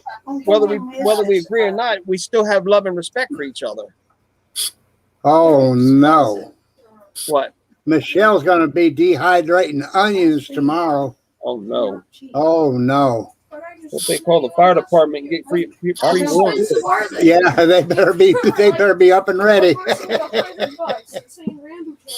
Now, Michelle, you're gonna have to make a video. I have no idea why they're doing that. for I you. am suddenly very interested. And your teeth look super. Oh my Lord. Yeah, she has a pretty smile now, doesn't she? She did Sure before, does. but Sure it does. looks good. But it took her forever to show me the garden. Brown snake, What? you know. Oh, yeah. Never mind. I was having flashbacks to Red for a minute. My bad. Yeah, yeah, Eat it. with the bush. Oh, only on Poor here. Poor Red. I love her to death, though. It just stayed there till it died. The onions are almost 3 foot long. Woo! I don't see They won't be 3 foot when you're done with them. Wow. They'll be shriveled up like prunes. Hey, Eddie. So what are you going to do now that you feel the thing to call the urge to the call to preach? I mean, It's probably just on garters. what are you going to? Are you going to start preaching more on a channel, or are you going to? I wait on God to open the doors. That's okay till Gotcha. something crawled across my foot. It's either a snake or a lizard. That's cool. Get on the Godfest, Eddie. The what? Get on Godfest. Yeah. Well, how was your heart attack, Grandma? Tony asked me to the other night, and I couldn't figure out how to do this part. Well, you got it. You got it down pat right now, brother. Yeah, you're there now. I would love to, but We'll walk you through it. Yeah. well, that's And easy. you know what? You don't even, if you don't feel comfortable doing something that big, then just get with Tony and see let him let you come on one evening after they do a reading or after Yeah. a Sunday service and just go. Warm up you know? to it. Just Yeah. let your heart warm to it. Exactly. Some people don't bother me. Me I either. know what I'm a God ham. has told me to do, and That's what you do. if don't nobody like it, like I said, they can put the band-aid on and go home. That's right. You know, They're not walking out on me. They walking out on God, not me. That's right. That's right. as a preacher, you're just a vessel. That's all Just you a are. vessel. Just I let know the word of exactly what God you're gonna flow. be. Ain't nobody gonna take it away. No. No. And nobody can take it away. That's the blessing of it. Nobody can take it away. No. Uh-uh. That's God's covenant with you personally. Well, I know what He's called me to do, and As long as you obey him, you have nothing to worry about, Eddie. well, that's what I'm going to do. That tanker was at. With me, I mean, I preached on and off for about 11 years, and I shouldn't have been because I was lost. I didn't know I was lost. Tanker And I talked my uncle about that, and he said, well, the way that I looked at that, he said, you might have been lost and didn't know it, but God was using you. He said, God used a jackass, didn't he? Yep. He made an axe head float, didn't he? That's exactly right. Got him to what? Oh, the gas tanker. Yeah. He parted the sea. At a gas station across the I'm telling you, man, we could walk down the street tomorrow and see a bum on the side of that street, and it could be Christ himself, and we would not even know it. No. Or an angel or whatever, and you know, who would know? When they found him at Nobody will his family until said he that day comes. or any relation or anything dealing with muscles. He's given me a lot of stuff, man. He showed me a lot of sermons, and Found in the truck. you know, it's. He talks to me every day, no matter what I'm doing. He don't even look like a druggy person, though. I build wooden flags. I build bird houses. I build bird feeders. I do everything, and the whole time I'm doing it, he's talking to me. Why, yeah. I couldn't do that without him. No. Yeah, I ain't got but one hand. I ain't got but one eye. He's your guide. He'll lead you in the right direction. Absolutely. Yep. You remember that movie Forrest Gump? Yep. Remember that movie? Remember Lieutenant Dan was reading the Bible, and after he lost his legs, it said, Yeah. I will walk beside those still waters, and he was Yep. questioning God. I will walk. Yes, you may not have your physical legs, but yes, you will walk again That's in the kingdom of heaven. Exactly. You will. You will not have any earthly limitations, no ties to this earth whatsoever. You will be physically able to walk, talk, and flee in the scene. do it all. You'll have You'll all be- your limbs, everything. You'll be At one You'll be a Perfect. perfect specimen. sure. Yep. You'll be more perfect than you ever were on this earth. Exactly. Well, I don't consider myself a preacher. I'm just a willing vessel. Well, that's all we all are. We're all that vessel. But we have to put that flag up and make that vessel work. Yeah. At a well-known place and everything where he always meets somebody. And I just want to do what he wants me to do. That's all you can do. That's all Because you it can ain't do. about me. Nope. Ain't about none of us. Nope. She didn't talk to him no more rest of the day or any, for like 4 hours. You know, I Had like I don't know what it is, but when I started following like Tony and the rest of you, 4 hours. God showed me something. Sure he did. He brought you to it. He said there's people out there that you don't know. Yep. He said you're going to meet some strangers that you don't know. He said, but you will know them because they're mine. That's right. And he put Shaky on my heart, and he's been on my heart for quite a while. There you go. I want to Shaky's- tell you he's been on a something, lot. Shaky. God's got something for you. Yes, he does. He's working on you. I can tell you that myself. He's been working on me for a while. I can tell you that. He's wanting you to do something, and I know that. I don't know what it is, but you do. You know exactly what it is. Yeah. And all you got to do is open your heart, brother. That's all you got to do. I done changed my college. When I first started college, I started the school I'm going to is a Christian school, and it was originally a Baptist college, but now it's just a Christian college. But I originally started taking film, and then I wound up taking. I switched over to Christian studies, and I kind of got away from it. I don't know why, but then I went back to film, and then I got back into Christian studies again. Now I'm staying with Christian studies now, but I just I don't know. I think there's something bigger going on, and I feel it in my heart to stay with the Christian studies and go from there. You follow your heart, you never go wrong. There you go. There'll be people to hold you up. That's right. I'm always there. They got his, that he was his grandfather. But I'm telling you, God's got something for you, and I know it.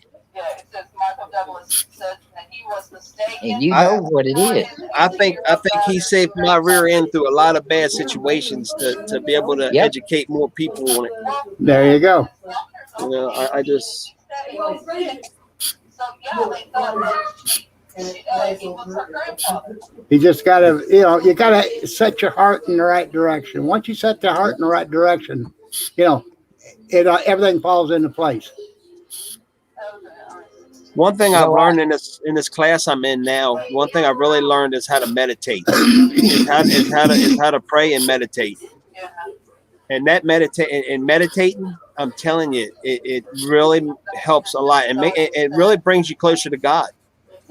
I've really learned that. But I'm not going to take it personally.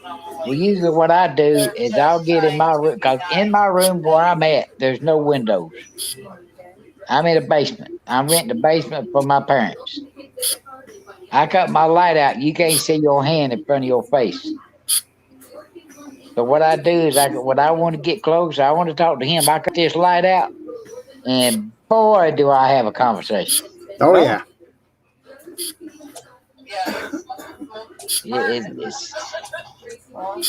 But he works in strange ways.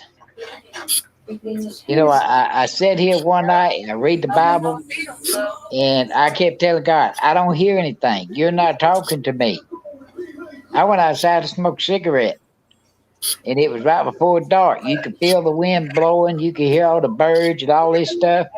I come back in the house. I sat here for 10 minutes. It got on YouTube. And then something told me just cut it off. I did. And I heard it plain as day. God said. And it brought me back to remembrance of me being outside. And God said to me, do you hear me now? There you go. He'll talk to you if you listen. Yep. See, that's what's wrong with this world. People ain't that's the listening. thing. Learning how to listen. They listening with the ears, they're talking with the mouth, they're seeing with their eyes, and all of that. But you got to go to that heart. That's right. You got to talk from the heart. No.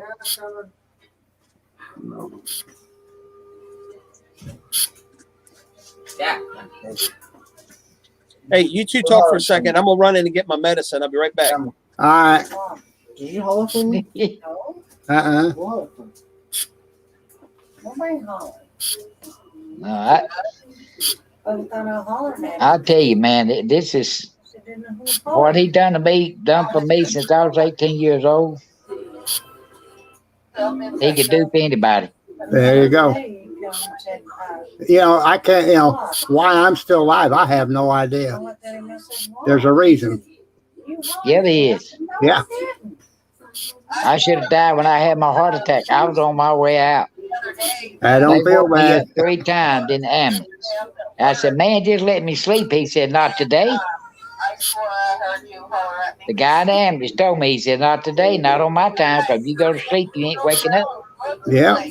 I'd say, I've had a quadruple bypass. I've got 43 stents. I've had strokes, heart attacks. Wow. Prostate cancer. I went in remission, and then the cancer came back, and I did radiation, and went in remission again, and it's back again. And they spotted some nodules on my lungs. So it's him that can take it. And he's the You're a only living one. testimony, brother. That's Yeah. what you are. Yeah. And, all the medical problems that I've been through, it would have killed 99% of the population. But yet, I'm here for a reason. Well, see,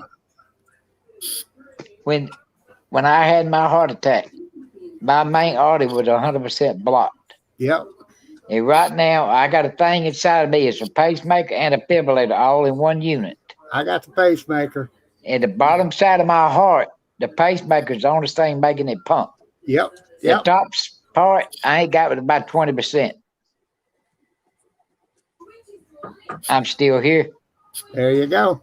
You know, I tell people a lot. You know, people say, well, and I tell you what, I tell you how I live my life.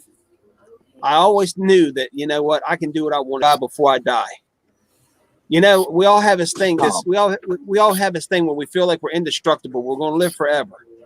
And you know what? One day I'm gonna get old, and that's when I'll make my peace with God, and that's when I'll get everything straightened out. But I'm telling you, man, tomorrow is not promised. You need to make peace with God right now. Tomorrow is not promised, and if you go to bed tonight, there's no guarantee you're gonna wake up tomorrow morning. And when you go to the store tomorrow, there's no guarantee you're gonna come home. Exactly. Anything can happen at any minute, any second. And we're I'm not telling guaranteed any day. I mean, no, we're not guaranteed nothing. And if you're not right with God, and if you don't humbly repent for those sins, and you don't have Jesus in your heart, when you take that last breath, is when it's too late. Yeah. Because now you're standing before God, and it's too late. It's too late. You need to be right with God now, right this very second. Because if you're not, and you're gone, you know, eternity is a long time to feel that burning and that pain and that torture. And who wants it? Well, eternity, you know, pain-free eternity, it'll probably be back.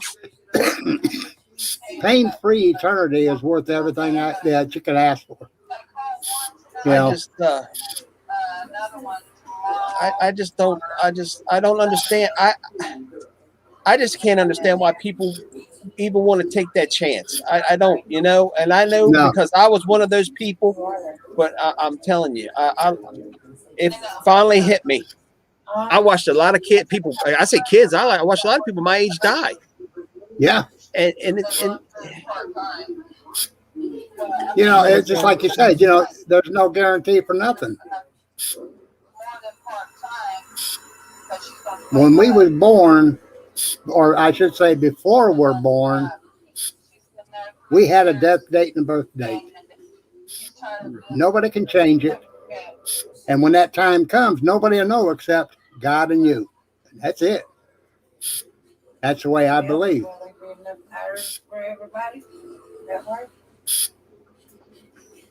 There we go. Eddie, I dropped that link again. I don't know what happened either, but I dropped that link again if you want to come back on. You're more than welcome to come back up here. Yeah, he gets back up here. I gotta go. I gotta get to bed. There he is. Let me click into this thing here. I gotta get used to the StreamYard thing. I don't know what happened. You gotta love technology. Hey, the devil, man. I don't know. I think the devil does that stuff. I really do. I think he gets in there and manipulates and he don't want us talking. He don't want people in the chat to hear what we're talking about. No, he wants those souls. You know, he wants as many souls as he can get. Well, Brother Shaky and Eddie, I'm gonna head that way again. Well, you're always welcome here, Papa. Well, I appreciate it, brother. You are one of the biggest influences in my life, and you're the reason. You are a big reason why I'm doing what I'm doing. You just keep doing what you're doing. You know. Well, the number one reason I'm doing it's up there. But you're in the number 2, number 3 ballpark. I promise you. I appreciate it. You're a great mentor and a very big inspiration to me in my life. And I thank you very much for what you've done. Anytime, my friend. You're a real big blessing to me. Well, I am who I am. You know. That's what God said. I am who I am. I am who I am. Yeah. All right. Well, I'll catch y'all on the flip side. All right, Papa. I love you, buddy. Love you, buddy. Love you, brother. Love you, Eddie. Love you too. Good night. Eddie, He's been through a lot. Judy said, Eddie, I have a friend whose husband is the same 20, 30% and is still alive. Huh. By the grace of God. Yeah. I tell you, I don't know. I've done a lot of dumb things in my life and still don't know how I'm still here today. I mean, I've had barrels, pistol barrels stuck to my head. I've looked down the barrel of a 38, a 45, and everything else, and I still can't figure out how I'm still here. Me too. A long time ago. But all I can do is thank God that I am. And I should have known better. Yeah. I've just been in some stupid situations I should never have been in. Yep. I know how that is. Yeah, I'll tell you. But I've been fortunate. I don't know. Me too. God's had he's had his hand on my shoulder. There's no doubt in my mind. Because if he didn't, I wouldn't be here. Yeah, he did, but you didn't know it, did you? No, I sure didn't. But you know it now. Oh, yeah. Oh, yeah. Yeah, I just wish I was smart enough to know that a long time ago. And me too. But you know, we don't. Because we're thinking the wrong things and down the wrong path. Yeah. And everybody has to go through what they go through for a reason. That's true. I cut my fingers off for a reason. I went blind for a whole year for a reason. I'm losing my hearing now for a reason. And I don't question it. Whatever God deals me, I'm going to live with it. Yep. Me because too. I know it's from him. That's right. That's right. Could nobody in my life do for me what he's done?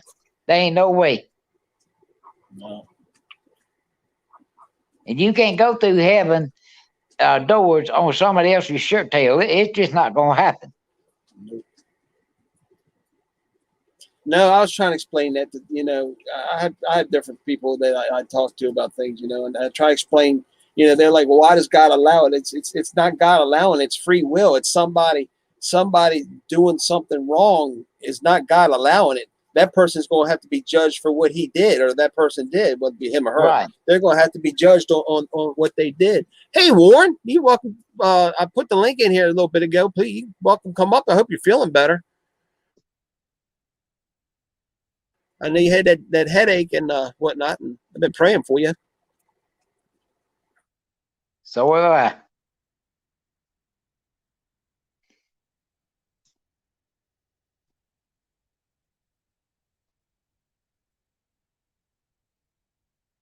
But you're more than welcome to jump up in here too.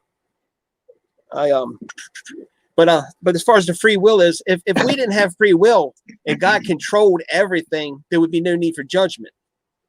So we're given choices in our lives, and it's up to us to pick the right choice. But yeah, well, God, like I said, God's our Father, and He loves us, and like any father, even though He loves us, He still has to punish us. That's just the way it is. I got a friend of mine, her grandkids have been taken from the parents twice. And the parents that got them now, and she lives there, and she's one taking care of the grandkids. And they go through bad stuff. She said, well, why does God let kids go through bad stuff? I said, that may be because of somebody else. They trying to open somebody else's eyes. I mean, that's just the way I see it. Yeah. Yeah. You always hear a question when somebody gets taken away, it's like, well, why did God have to take them? Well, maybe God did it to show you something. Who knows? See, we can't question God's ability. We can't question God's will. No. Whatever happens, and that's His will. All you can do is deal with it, learn from it, and hopefully gain an education out of it. Well, an old preacher years ago, I asked him when my granddaddy died. Well, all my grandparents, and he said, well, I look at it this way. He said he moved on to a better place and said there might have been somebody in heaven that needed a granddaddy, or somebody in heaven that needed a brother or a sister or what have you. That's why. One taken and one left behind. Yeah. And that's what he told me. But people don't look at things that way. They don't. No. Most of them live by their own understanding. Well, that's like that like that video I made about free about well, anyway, I can't remember what it was about now. But anyway, what I was saying, and it was on that same kind of basic subject line. Yeah. It's you can't make God just to suit your lifestyle. God is God. God is who He is, and you can't make a false God or make God to be what you want God to be just to fit your lifestyle and condone your lifestyle. It doesn't work that way. It doesn't work that way. That's creating a false image. See, and everybody's life is predestinated. Yeah. God knows. He knows everything. Every hair on anybody's head is numbered. Well, I got ripped off. Well, I bet you he knows, though. Oh, I know he knows. He knows every hair on my chin too, I'm sure.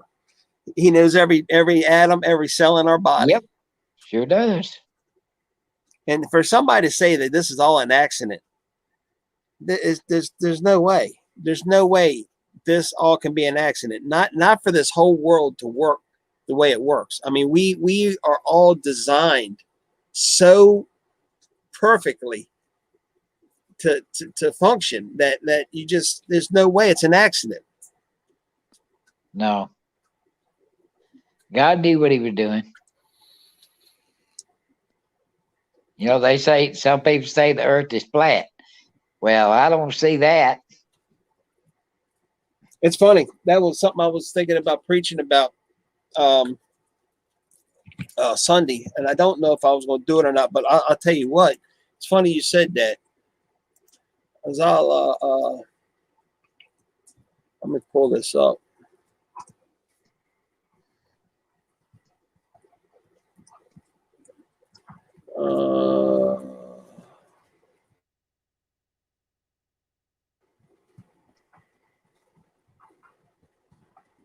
Let me pull this. Pull this.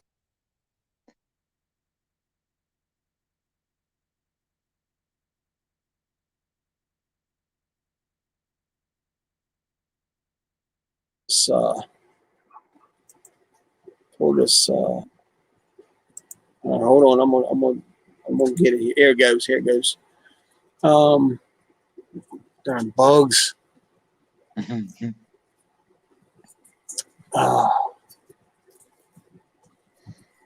I wish I had wrote down that exact scripture. Oh, here we go. I believe it's Isaiah 40:22. Anyway, now you got to imagine this is what 3,000 years before Columbus, who thought during the time of Columbus, they all thought the world was flat, right? Yep. Well, if you look in the Bible, and even before the culture said that there was a God holding the earth up or an animal holding the earth up, but if you read that scripture, it says, "It is He who sits above the circle of the earth." Right there, it tells you the circle is not flat; it's round. All they had to do is read the Bible. The scripture tells you that and there's another. I wish I could. I got to wrote down inside, but anyway, the scriptures go on to tell you that the earth hangs in space, and it tells you it's round. The scripture tells you that it is round. This isn't. There's a lot of things in the Bible that were written long before modern science. 30% of childbirths in Italy were the women died, and what happened was the doctors were doing autopsies on the women that had died, and then going in and examining the women, the mothers that were expecting, and they were trans.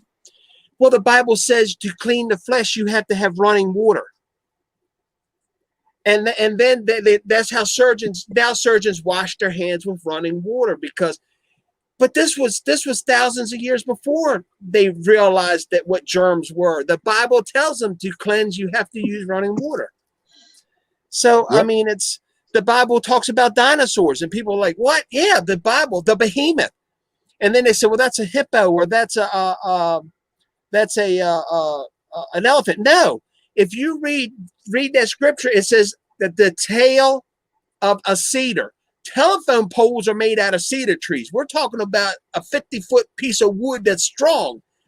Yeah. And then it says that, and God, as God created, he could also take a sword and get rid of them. Well, he made them go extinct. That verse tells you they didn't know what a dinosaur was back then, but he told Job that he created the dinosaur. And people don't realize that the different things that are Noah's Ark. You hear people say, well, that's a tale from something else, or it's been around so long. The Bible's full of all this. Well, in the Bible, it gives the dimensions of the ark. Yes, now, it does. Gopher wood is not a type of wood. Gopher wood is milled wood or plain wood or square. Anyway, it's a way to do. And I believe that Noah's Ark was actually made out of cedar. But if you look at the dimensions of the ark, in 1993, I believe it was, a South Korean cruise ship builder took those dimensions and says, this is a perfect boat. Well, cruise ships are made to have motors to propel them, so they're designed a little different. Mm-hmm. The Noah's Ark was just designed to float. And with those dimensions, I wish I could think of things off the top of my head. With those dimensions, that's the dimensions that shipbuilders use today to build ships. And we're talking about when they didn't even know what ships were. I mean, you know, it's totally different. Yep.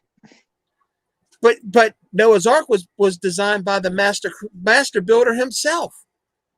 Yep. And it was made to float. That's right. That's right. And to carry a lot of weight, all those animals.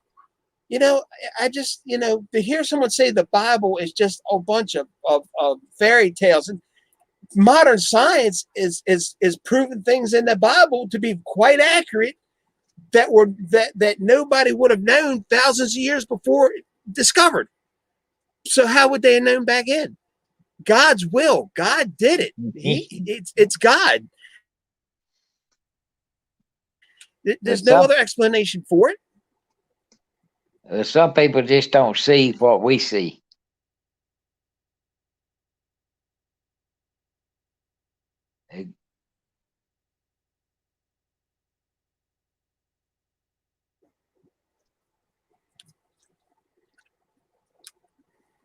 But no, and there's a lot more stuff in that Bible that people don't realize. There's you know, the blood is what feeds the flesh. The blood is the life of our flesh. You go to the doctor today, what's the first thing he wants to do? Get a blood test to find out what's wrong with you. Yep. George Washington was bloodletted to death. He lost 40% of his blood because they thought draining the blood out the body cured you. We're only going back a couple hundred years ago. Now they realize that blood sustains the life, which is told in the Bible 3,000 years ago, but nobody wanted to listen. They don't listen now. I'm telling you, if you have a question, the answer is in the Bible. All you have to do is read it and dig for it, and it's there. Yep. I'm telling you. What came first, the chicken and the egg? On the fifth day, God created all the fowl of the earth. He didn't create the eggs of the fowl of the earth. God created the fowl of the earth. The chicken came first. I mean, this is that simple. Yeah. But people make it so much harder than what it is, and it gets me. I don't know. No. Yeah, Judy, they did make a warship using his measurements. They use his measurements are right on the money. So I you know, to say that it's a fairy tale when it's written right there in the Bible and it's been there for that many years, that is not a fairy tale. Some people take the some of the verses in that Bible though and try to use it to their own thing. That's what they try to do. Oh, sure. And one thing famous is like if you see somebody smoking or vaping, is, well, your body's your temple. that has nothing to do with smoking, vaping, or drinking anything else. That has to do with sexuality. They need to keep reading it instead of using it for whatever. But you're right. They will twist it to make it fit their agenda or their argument, and it's not. Yep. It's and I don't care what version of the Bible you read. I read the King James. I don't care what version. They're all about the same. They're all about the same. I mean, except for a few minor things, I think they're pretty much all the same.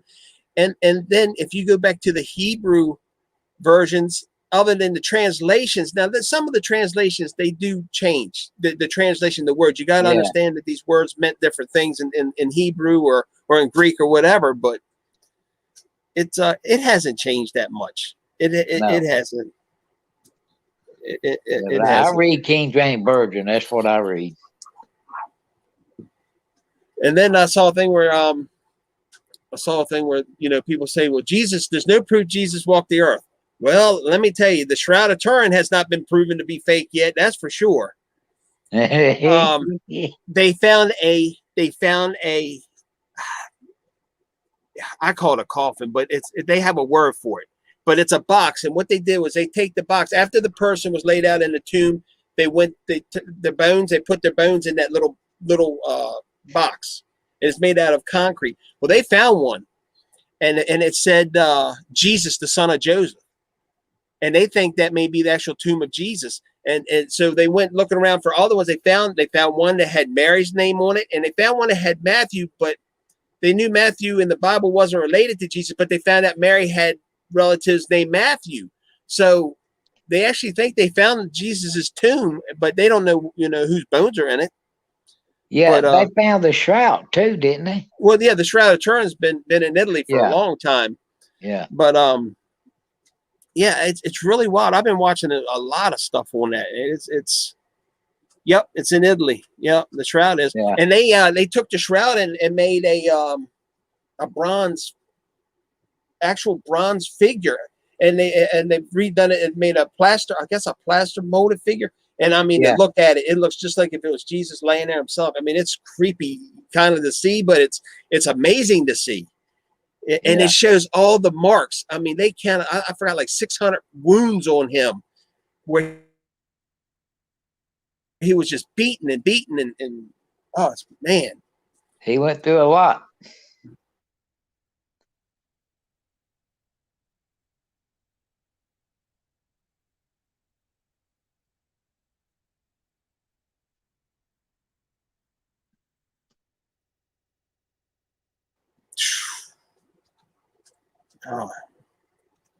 More than I was reading just reading Judy. Judy, I don't watch TV. I watch a lot of YouTube, and I watch what interests me on YouTube, whether it be religious or homesteading or farming or whatever. And there's some really cool stuff on YouTube. And I don't know, I don't know which one you saw, but I watched so many of them anymore. I watched so many of them. He went through a whole lot of stuff, and a lot of people, I know he shed blood on that cross. I know that. But did you ever think about it? I did the other day. They beat him with all of that stuff. Well, think about it. He bled from there all the way to the cross. Carrying it. Yep. Carrying it. He matter of fact, the shroud even shows the thorns. That shows the blood from the thorns. It shows all the blood wounds and everything. And I think it was over 600, and that was only what they could count. That wasn't on the side, but they had you could see the wound on the side. But if you look at the cat of nine tails, that whip has different. It's got 3 or 4. I think people say 3, but I think there were different ones. And on each strand of that leather, it had almost like a bolt, like 3 or bolts or rocks or whatever, or man, and man, that's what they beat him with. I mean, it's man. He bled all the way to the cross and on the cross too. Oh yeah. You could. The one wound showed that where he had the pressure was even, because the blood was smeared on his shoulder, and they said that's the shoulder he carried the cross on. Oh, and what it was is they found a rock here not long ago, and the rock actually had Pontius Pilate's name on it, and that was like the first proof they ever had of him existing. So I mean, you know, you give it time as we I guess as technology progresses and archaeologists dig more things are going to come out. They found Sodom and Gomorrah. You know, more things will come to light, and people are only going to be able to deny so much. You know, but you got people that'll watch the sun rise in the east and set in the west and say it's the opposite, or they don't believe in the sun. You have people that are just going to do that. I don't know why they're like that, but some people are like that. I don't know. Well, that Bible is basic instructions before leaving Earth. That's what it is. I've always said it's an operator's manual to your life. Yep. You know, you're given, and I kind of look at it, and if I'm wrong, I'm wrong. But I've always kind of looked at it, your mother and father creates you. Yeah, God is your creator, but you're a creation of your mother and father. But through the Holy Ghost, you're graced that spirit from God through the Holy Ghost. That spirit, he brings that spirit and puts it into that body. And you know, so you're born of flesh, but you have a spirit in you now, and that Bible is that operator's manual, and like I said, it's all there. It's all there. All you have to do is take the time to read it. It's right there in front of everybody. It's in front of everybody, and it's weird. The most sold book in the world and the most hated book in the world. I don't. And people don't make sense to me. I mean, the way they look at things. Me either. They just. But I'm gonna tell you, rock and roll was dead on the money. There's a stairway to heaven and a highway to hell, and there's a reason why. Yep. Because many people going up that stairway, but that highway is gonna be full.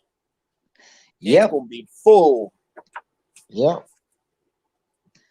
Busloads. Well, I'm fixing to get out of here, brother. I got to go to bed because I got to work tomorrow. Eddie, I'll tell you, it's not only a privilege, it's been a blessing and an honor for me to finally meet you face to face like this. And you're more than welcome. Come on anytime. Me too, brother. I love you to death, man. God's got something for you. I'm telling you. You just got to be ready. You want? But, I appreciate the comments you leave me. There we go. Hey, I'm on Facebook, but my name, I'm under my regular name on Facebook is Steve, just Steve with a V, and then Peck, P-E-C-K. And are you on Facebook? No, I'm not. Oh, I was going to tell you, look me up, and I'd make it so you can, you could hook me up. But look, I appreciate the comments you leave on my YouTube channel, and I read them. I'll make sure I put a heart so you know I've read them. So anytime that you need prayers, just leave a comment. You know it'll be taken care of. All right, man. I love you, brother. I love you too. And look, follow that calling, brother. Follow that calling. I'm here for you, and I know all the other preachers are here for you. You need anything, you get a hold of me. And my email is on my about. If you go to the about my email and send me an email, and I'll get you my home phone number. And if you need to keep in touch or get a hold of me for anything, you're more than welcome to call me. Okay. Definitely. All right. I love you, brother.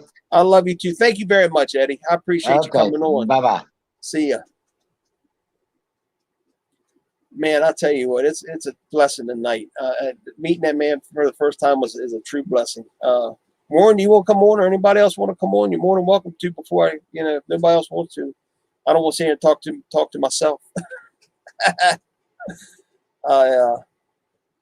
I'll tell you what, I'll drop the link, and if you want to, you can. If you don't want to, you don't have to. I understand. It's no big deal.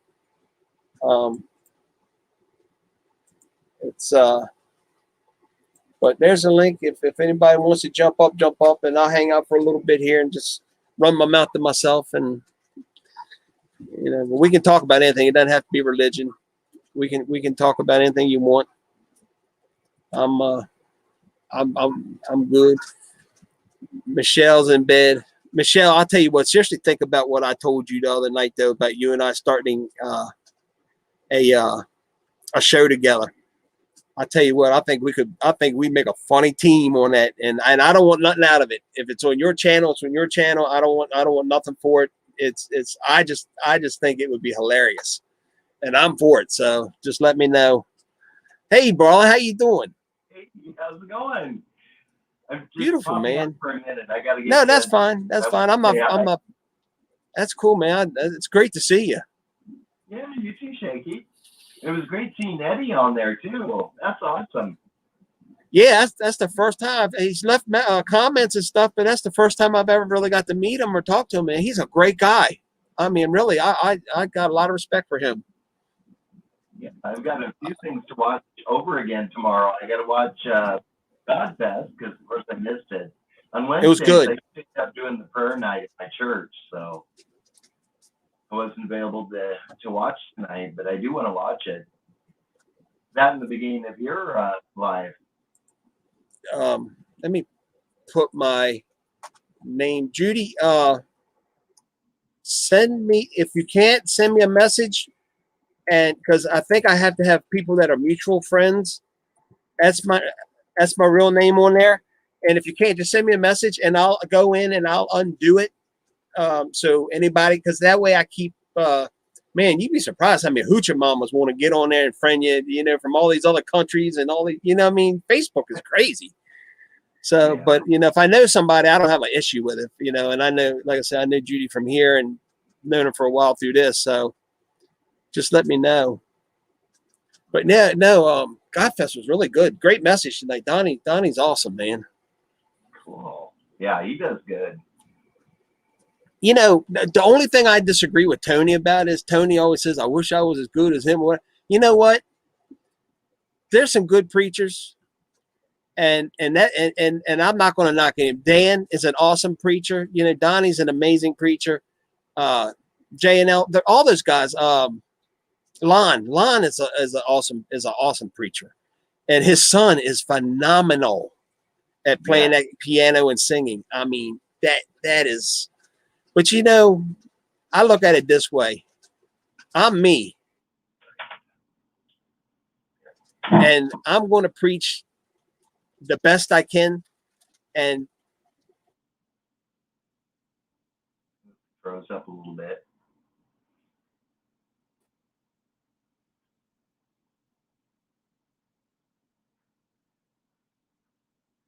Hi, Judy. And hey, Michelle, and it's to me, it's about sharing my life experience. There we go. And so for me, it's not about being the best or whatever. It's just about putting that message out there and using my life to show people that even something person like me can be saved. As bad, Warren, I'm gonna tell you, there's something I don't talk about. I've taken a life. I shot a guy. And I shot and killed a guy, and it's not something I like, and it was in self-defense, and it's not something I like to talk about because you know what? I always look at murder as murder, whatever, but self-defense, was I justified in the eyes of God? I don't know. That's something God's gonna have to judge me on. But I just know that I have lived 3 lives in the 50 years I've been on this earth. And I know the mistakes I have made. And if I can show people the mistakes I've made and show them scripture and show them how they can be saved, and if I can be saved, anybody can be saved. It's just being humbly repentful and accepting Jesus Christ in your heart. It's that easy. And people don't, it's up to them. Yeah. And once you accept Jesus as your savior, that's the key there. Yeah. And all that. He took it all to the cross with him, Shaky. Huh? He took it all to the cross with him. Sure. And it's hard for me to talk about a lot of things I've done in my life. Believe you me, like what I just said to you, it's hard for me to talk about that stuff. It still has an effect on me because it's not something I'm proud of, or it's not something I wanted to do, or something I ever want to do again. But if it can save one person, if my story can save one person from an eternity in hell, I'll gladly tell my story. As bad as it is, I'll tell my story. That's your testimony right there.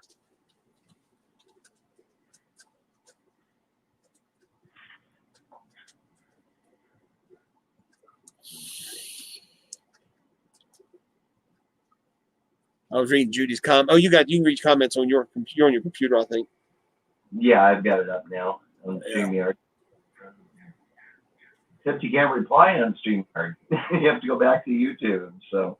I got post a comment. I guess I'm the only one who can do it since I'm the host. I don't know. Oh, maybe that's it. Yeah, they don't have a spot here for me. I can read them.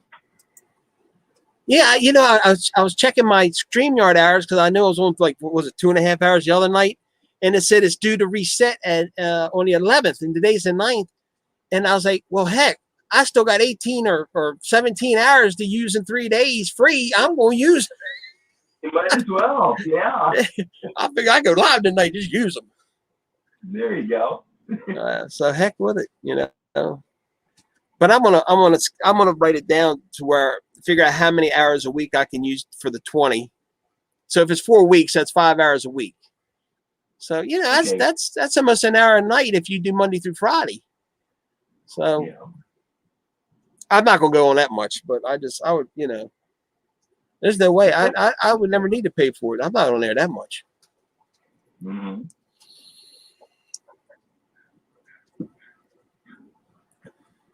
Shoot, I can tell you. I spent 3 days partying. You know, partying, and I'm telling you, I can tell you, I was riding a motorcycle and looked down, and there was a gremlin running beside me.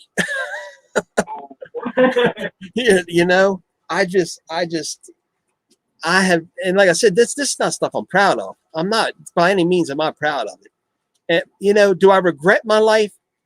I'm not going to say I regret my life. You know, I lived it. I lived my life. But I don't regret something that I can use to help somebody better theirs either, you know? So, and I know that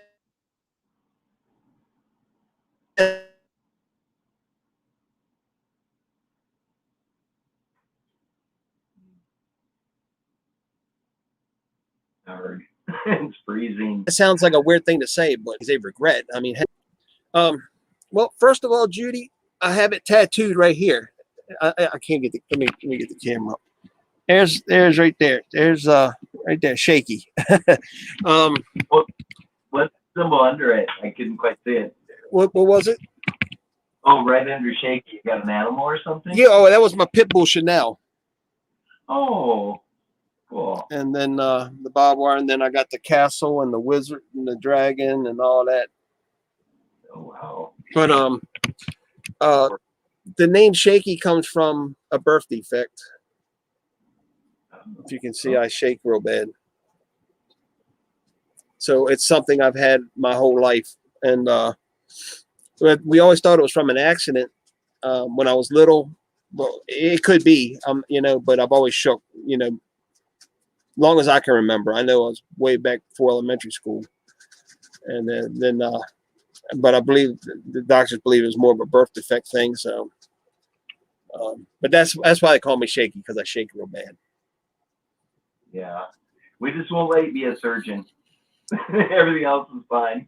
I bet you I can thread a needle faster than you can. Really? I'm telling you, I can sit there, and because I've learned to live with it my whole life, it just kind of works together. It's like coordinated. Cool.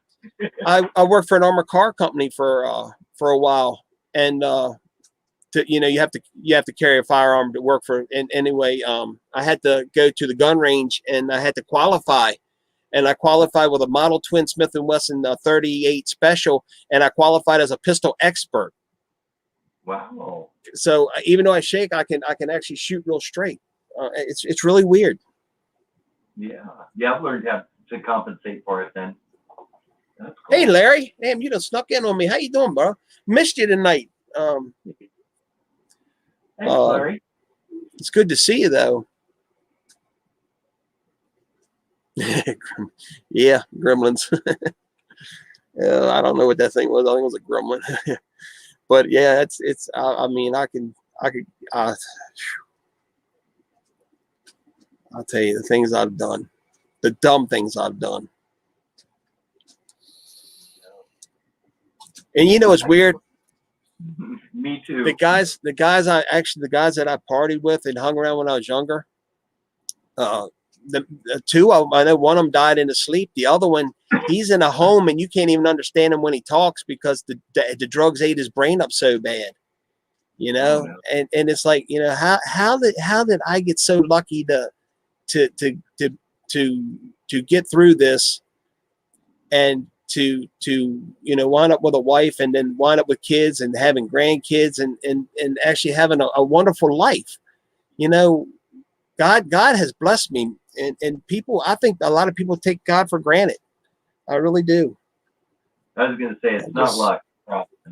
And you know what? I don't need to hit the lottery. I'm as rich as anybody could ever want to be. And I'm not talking about with money. Money only buys you material things. Money can't buy you.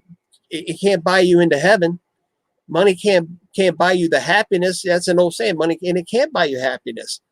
Money, you know, money is a material thing that you're going to leave here on this earth when you go. We won't take a single stitch of clothes with us. It's just us. You know, people misquote the Bible. The Bible doesn't say money is the root of all evil. The love of money is the root of all evil. And you know, so when you put it ahead of God, right? You know, it Sure. becomes an idol. But yeah, I tell you, it's been a wild ride now. I probably told you this one before. I had a my old Harley. I had historic tags on it, so it was no inspection. There was no inspection on historic tags, so I didn't even have a speedometer on my Harley. It was a 1975. It had ape hanger, so you know, going down the road like this, you know, and it had 2 tanks on it. It was 5 gallons, but it was 2.5 and 2.5, and in the middle is where the speedometer was supposed to go. And the speedometer, like I said, it was the speedometer.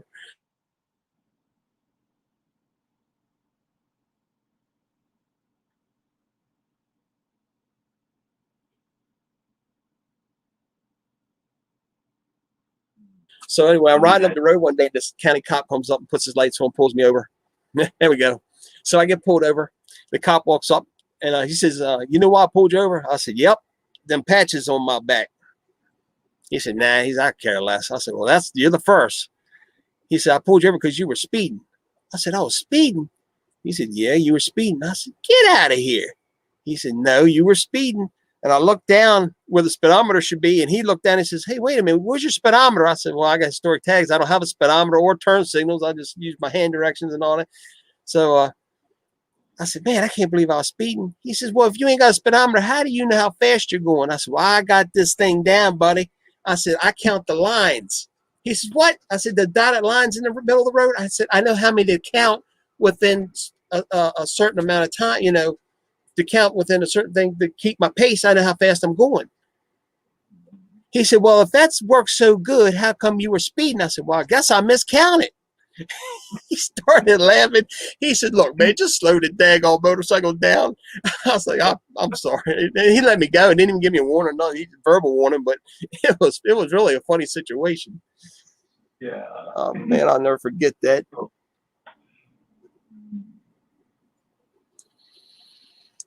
Okay, Larry, I'm sorry we're buffering. It's really good to see you though, brother. I'm glad everything went well for you. Oh, I'm gonna put this up here just in case my sister wants to come up here and run her trap with me. Yeah, I did. Red came in. Yeah, you missed Papa Rock. Then he'd come in twice. Daggone it, we'd have had fun if Red was up in here. But there's a link, Red. If you want to come on, anybody else wants to come on, feel free to come on.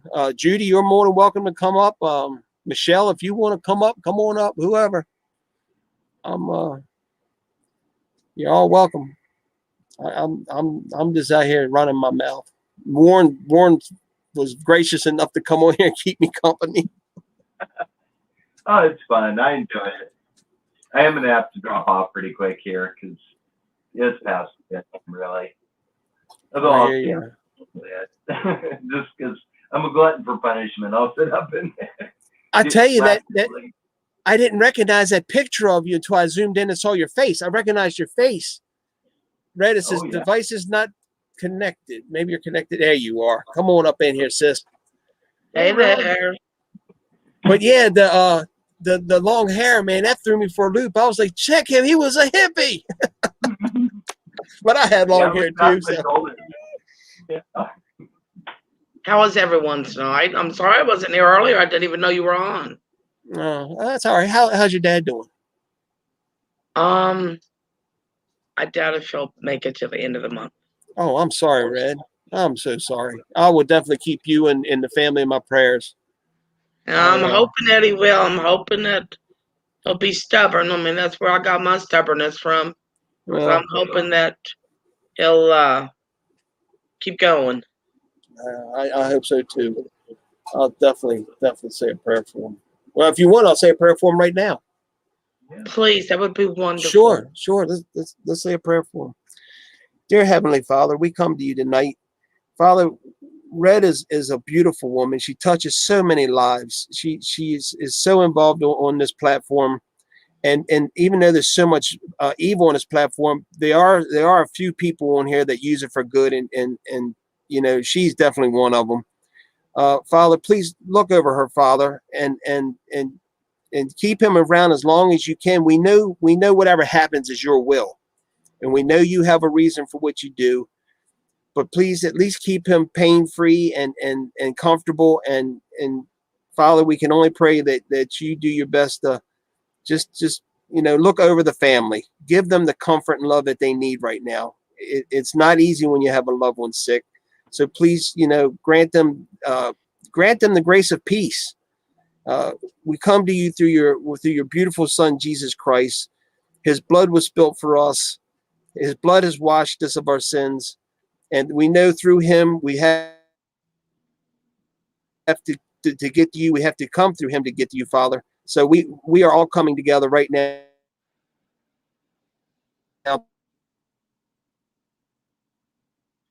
through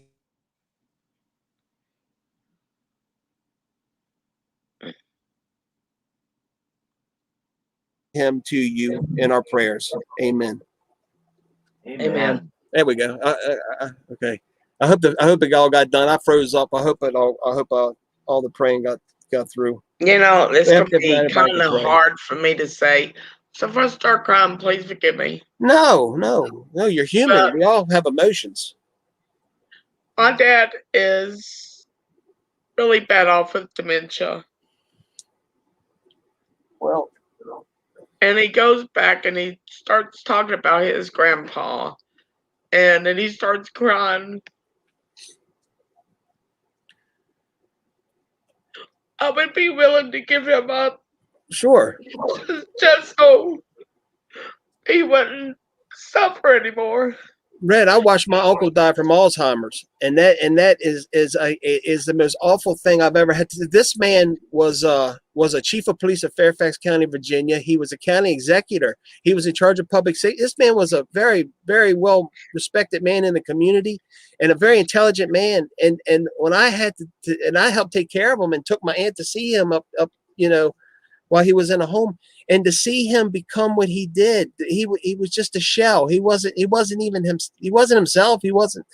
And nobody wants to, he actually disappeared, and they had found him. And when they found him, he said they found him at an overpass. He was going to jump off that overpass.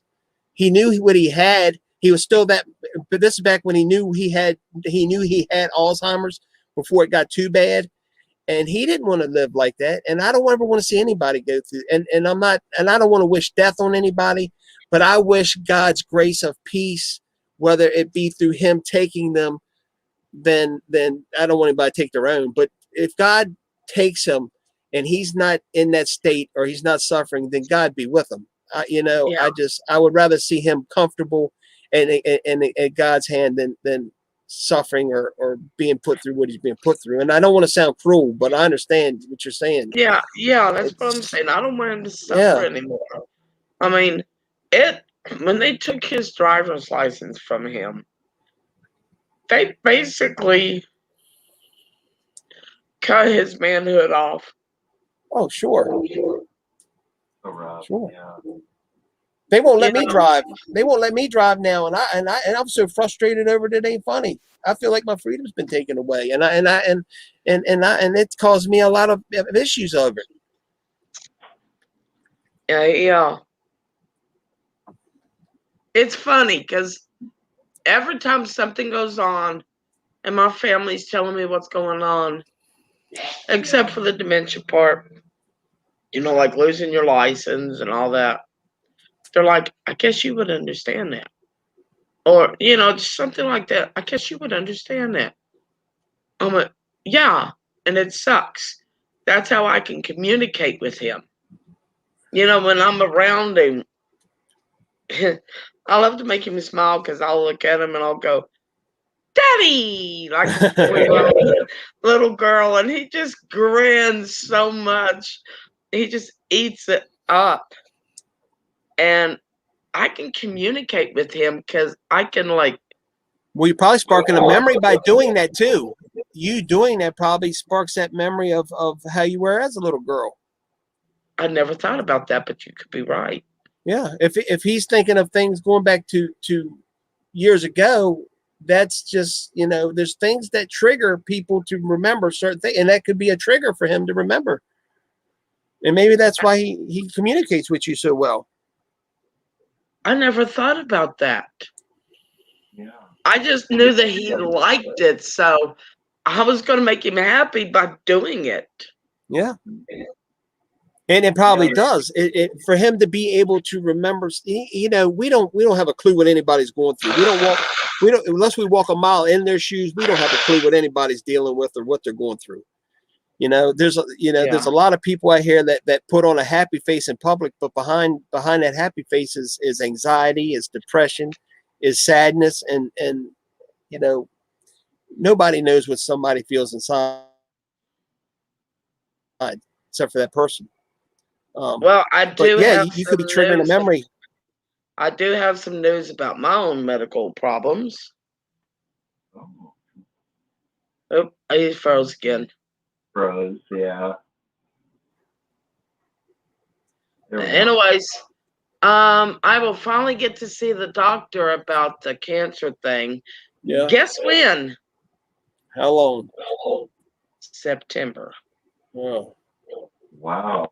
Long delay. Yeah. It's crazy. Is that just the amount of time it's taken for the specialist to get the appointment? Well, there was one of the doctors that left the practice or the clinic that I'm going to, so they're behind now. Here. Judy, look at this face. Look at it. Judy says, you don't want me to come up. I'll scare you. You see this? If this ain't scared nobody, you ain't going to hurt anybody. Trust me. Honey, with me just now ugly crying, if that didn't scare people, there's something wrong. I asked the guy one time, I said, how come you only call me when you need a villain for a movie? He says, because you got the face. I said, oh, thank you very much. Nice thing to say. Yeah. I was like, speaking of that, I was just looking at your package that you sent me over a year ago, and it made me feel like a complete turd. But I am going to get that in the mail back to you. I just looked over and I went, crap. I just wish I could find a good author that could write it for me as a book so we can sell it to make the movie with, instead of having to try to find an investor. I'd rather be self-invested, but I'm not a writer. I mean, I think that's why I talk to you, because I know what you can do and I know your accomplishments, but I understand what your situation is too. Yeah, I'm kind of like in a writer I understand. right but that's now. I just have to find an author that can write. What's your major in there, college boy? I'm a really bad writer, so look at me. Well, heck. Well, Shaky, you've read some of my work. Oh yeah. Oh, you're a great author. You're a great author. The thesaurus is our friend. I think if some of these people actually knew what you wrote, they would be shocked. But you're a great author.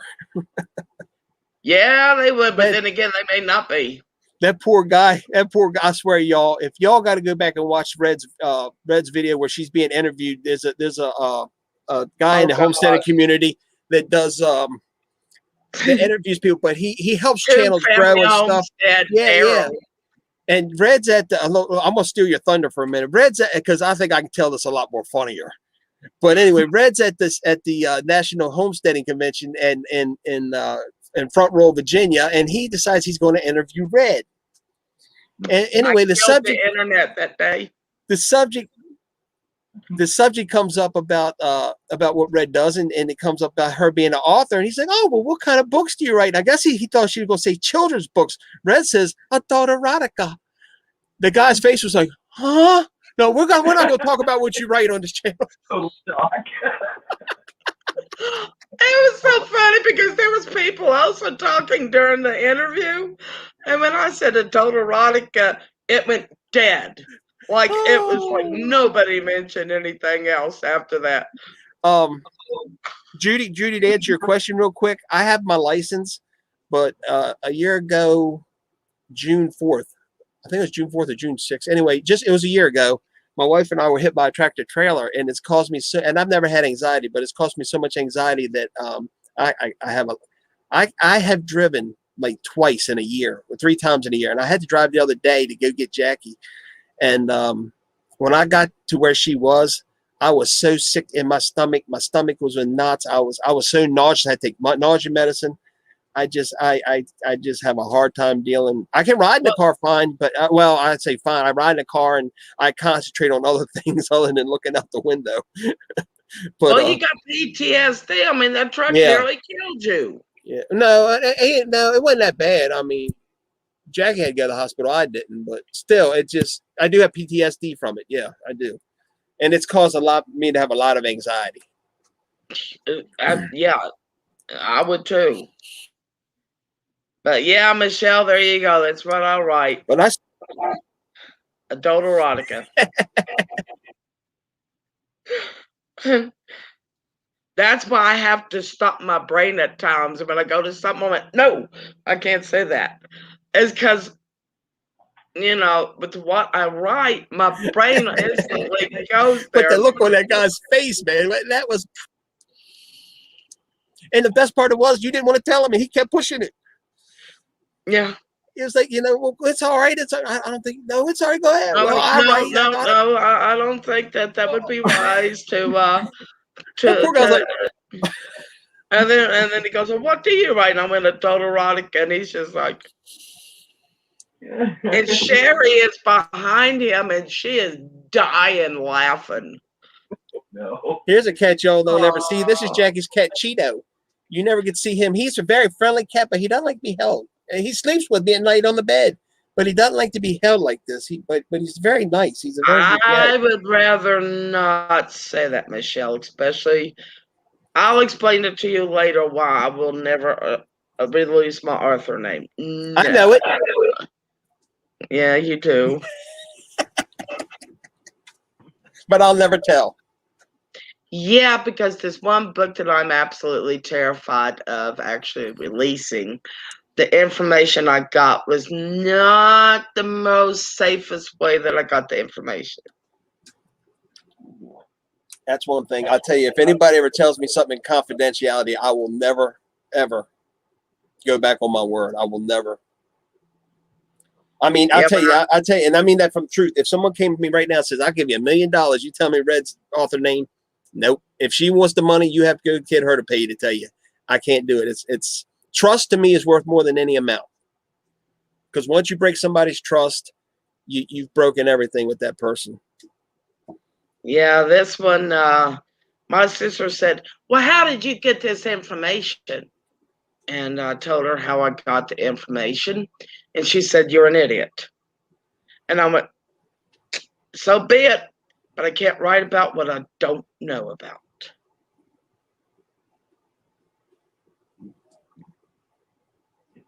Oh, it's Al. I was wondering what that was. Two hoot owls behind me, and I could hear them, but I wasn't sure if it was that or a coyote howling.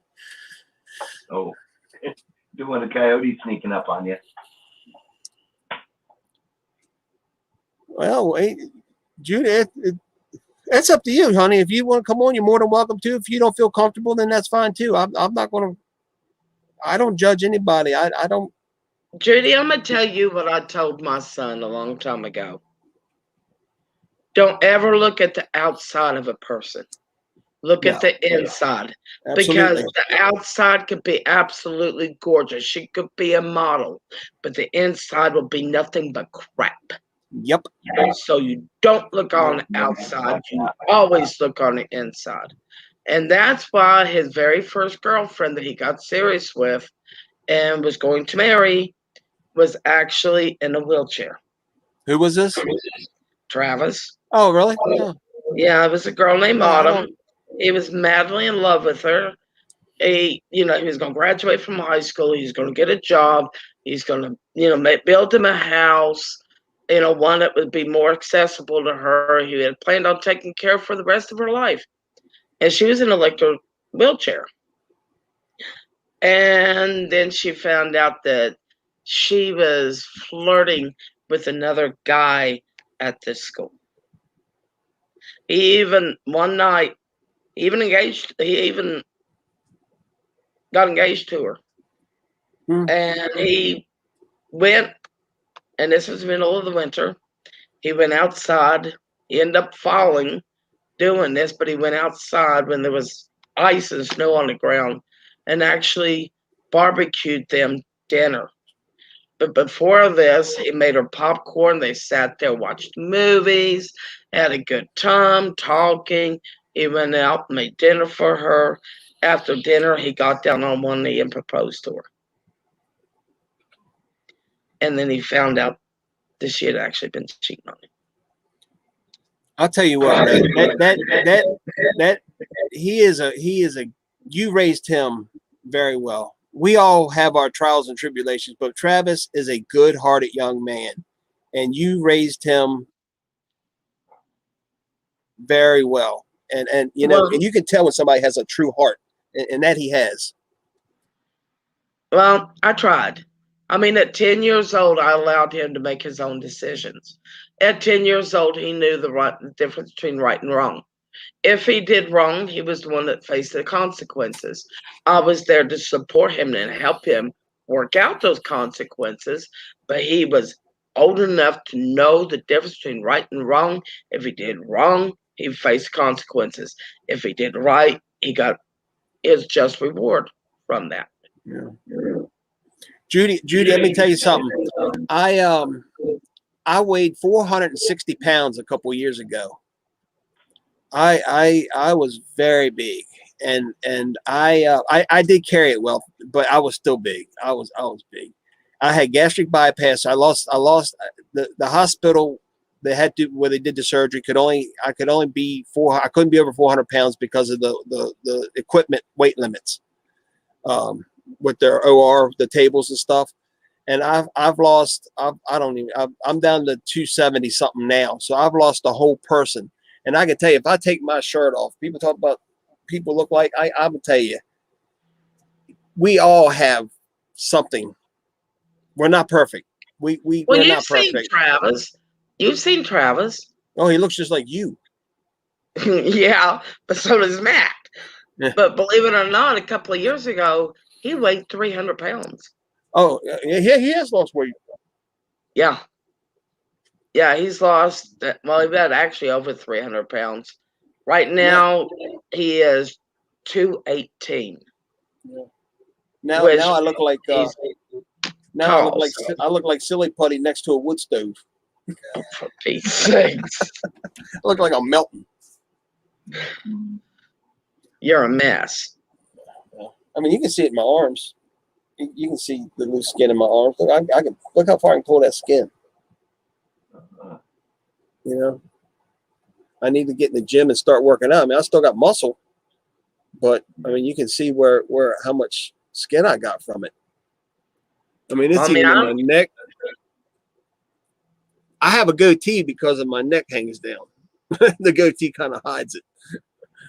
Well, I got hidradenitis suppurativa. That affects. I can't even pronounce that. What is it? Hidradenitis suppurativa. Long name. Yeah, you want to say bless you after that, don't you? Like I just. I don't know what I want to say. But no, what it is I form abscesses underneath my skin, and then oh, the that's skin, what you're telling me about. Yeah, and then the skin rips open. Mm. Yeah, sometimes it can be painful. Other times I'm just like, oh well, because I've gotten used to it. I don't worry about it. Honestly, I don't worry about it. There's no treatment. I mean, they can say you can do this or you can do that. You know, you can quit smoking. But have you noticed that everything goes back to smoking? Yes. They'll bring everything back to smoking if they can. Yeah. Well, my uncle's got it. He's had it since he was 10 years old. And the man doesn't smoke. Yeah. So that's a bunch of hockey poop. Yeah. Sounds like they aren't all that late. And they're like, you know, we can give you shots. Yeah, they want to give me shots in scar tissue. No, ain't happening. So good. Yeah. So. Talking about it makes me want to have another one.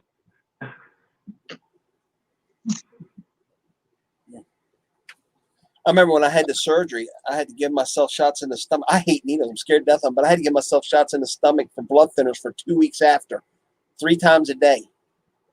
Oh, I had to do that. And and like I said, and Jackie was gracious. Poor Jackie, she actually did it for me for like the first couple times. And she says, you know what? She says, you need to do this yourself. And she says, either do it or don't do it or don't have it done. I was like, oh man. So I learned how to do it. I pull my shirt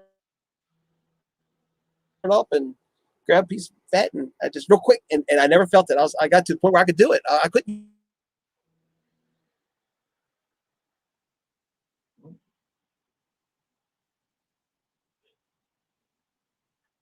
Yep, I think you froze again. Yep. You can't believe what even when I freeze, I can still hear and see y'all in the bottom. The bottom doesn't freeze, so I still can hear and see you. You just can't hear and see me. Oh. Well, I get my now. I don't like needles either, but I mean, I had a really, really big phobia of needles. Like, for example, they were taking out my blood. They were taking out my gallbladder, and my mom told my dad because my dad worked at the hospital after he retired from the Air Force, and she told him, "You better tell him to strap her down," because at that time they didn't do that. Well, in the middle of the surgery, I decked the doctor. Oh no. Red, you're not supposed to do that. I know that, but I was unconscious. I didn't know. But when I woke up, my dad was standing there and he goes, you know, you have really embarrassed me. I went, what did I do? He said, you hit the doctor. I went, I was unconscious. I didn't know. You know, how close I'm curious. I got a question about surgery. Do you all know how close do you actually come to death being with the anesthesia? Are you close to a death at any point, or are you just asleep? I mean, it's just you're asleep. Well, that's the thing. I had a dream while I was while I was while I was having that surgery for the gastric bypass, but I've never dreamt before under anesthesia, and it was really weird to me. And the dream I had was, now this is the weird part, was my grandfather who had passed and Jackie's mom who had passed, and the day of the surgery was the day she passed on a year later or so.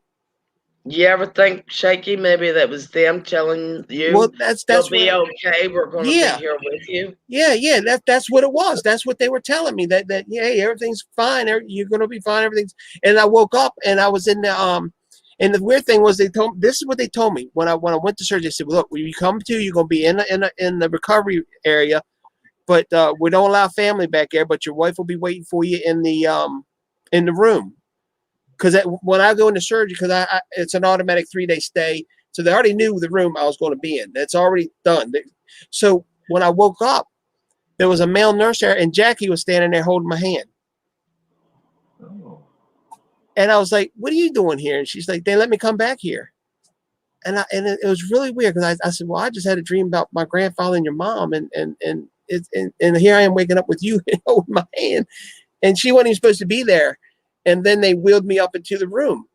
And it was just so weird how it all happened. But I can tell you the best part of it, I never felt no pain. Right after the surgery, I got dressed, I put shorts on, I got right out of bed and started walking. I mean, within 20 minutes of being in that room, I was dressed and up and walking. And when I left out of that hospital, I could have whipped Mike Tyson's rear end. I felt so good. Never had any pain. Maybe that's what I need, Shaky. It's weird. Is to have surgery. So maybe I can get up and walk around. Yeah, you never know. No. I'm sorry. I've seen crazier things happen. You never know anymore. I mean, I don't know. Well, I had to have emergency surgery done because of the hidradenitis suppurativa. And reason why is because one of the abscesses got about the size of a baseball. And it was right on my abdomen. And it took me about 2 days of being in pain before I actually went to the hospital. But doctor comes in. Well, actually, the nurse comes in and she looks. She goes, "I'll be right back." She comes back in and she's got like 3 doctors with her. And a girl I know, Dorothy and Travis, was standing there. And they said, "You're not going anywhere except for emergency surgery." Oh. I'm like, oh, crap. Okay, this is worse than what I thought. So they bring me back there. They already got the IV in and all that. And I look over at the anesthesiologist. And, generally they ask you to count down. 10, 9, 8. Not this one. I looked over at him. I went, and forget my language.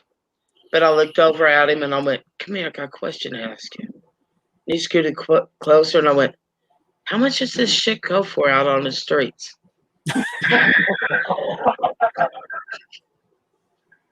He pushed the button and didn't even tell me to count down. I was out. That's it.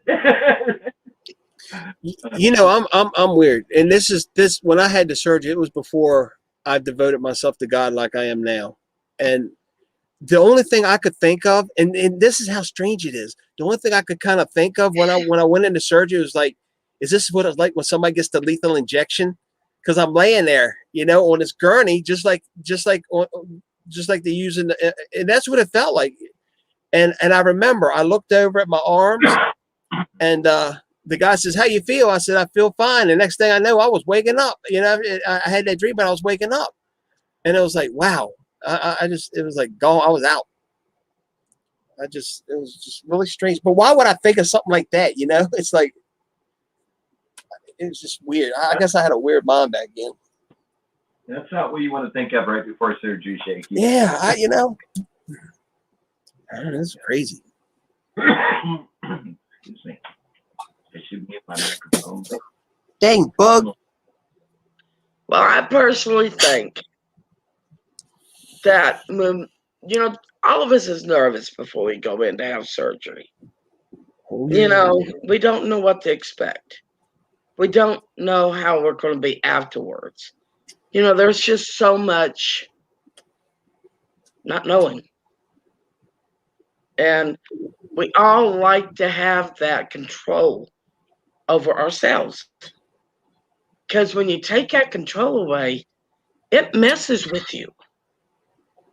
So I think, and I could be wrong, and I admit I'm weird thinking this way, but I think that God sends those that care a lot about us and that we care a lot about, that we trust.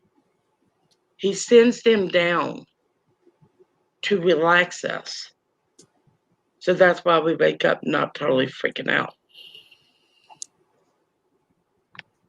If that makes any sense at all. My grandfather told me a story. His mother was in the hospital. Now we're going back into the early 1900s, and she was in the hospital for appendicitis. And she woke up in the middle of the night, and her father was standing at the foot of her bed and says, "You're going to be fine." And she did. She pulled through it fine. But it's just like what you're saying. You know, it's. I don't think it's our minds doing that. I really truly think God allows family members to come back and to comfort us in times that we need comforting. And I really believe that to a point. You know, people can say, no, that's impossible. That's witchcraft. I don't know. We don't know God's will. We don't. You know, we don't. And we don't know what God, because I mean, God allowed people to come back, and you know, Jesus came back from the dead. You know, I mean, like what Judy just said. What's that? Maybe you had an out of body experience, like you went to visit heaven, but didn't die, like Elijah. Yeah, you know, who knows? Who knows? God works in mysterious ways. I mean, that's for sure. And you know, I'm not going to question his workings. I'm not going to question what he does or what he allows. But I just feel in my heart that he allows our relatives to comfort us. You know, or maybe it's him making us think it's our whatever. But I think that God does it to comfort us somehow, some way. You know, but we all have our different opinions. You may share a story with you about another time my dad wanted to kill me because what I was going to do at the hospital. Oh, you're always welcome. Go ahead. Tell us. This was my mother's idea, not mine. But I was going to blame somebody. No, it was her fault. I was going to have a colonoscopy, which, you know, what that entails. Yeah. So my mom got this great big bright idea, which was funny. And we were going to do it until my dad threatened to kill us both. But we were going to write on one butt cheek, "What's up, Doc?" and on the other side, "This end up." My dad said, "You do it, I don't kill you. I got to work with these people." I have never had one of them.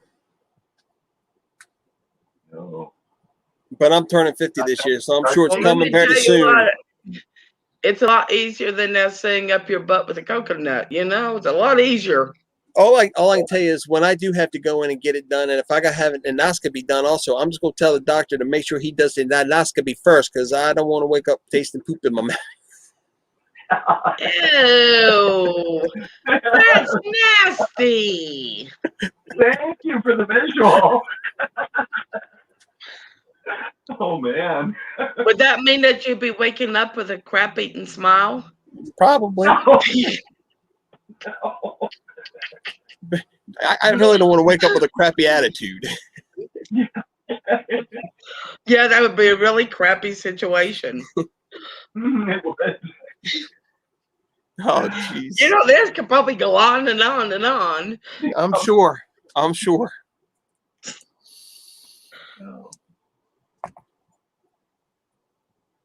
Let's see what it says. Yeah, I do. I believe it, Eddie. I believe it too. I've seen things, and I think there's more to it than we will ever know. And You know, I don't think it's all bad, but I do believe God does allow things. Well, I was sitting here the other day, and it was like the day after I got out of the hospital. I was only there for a few hours, but it was the next day, and I was just sitting here, and I was tired, and I'm like, no, I'm not going to bed right now, being stubborn. Well, I fell asleep at my computer. Next thing I knew, I felt. You ever been like somewhere and you're like in your own little world, but you can feel like somebody behind you? Oh yeah. Yeah. Okay, well, I felt that, and the next thing I felt was a shove. And that's what woke me up. And there really wasn't anybody there. Nope. Wow.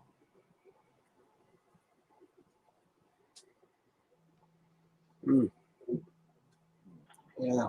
Well, Eddie, the reason you feel safe, hon, is because you know who it is and you know they are not going to harm you. Right.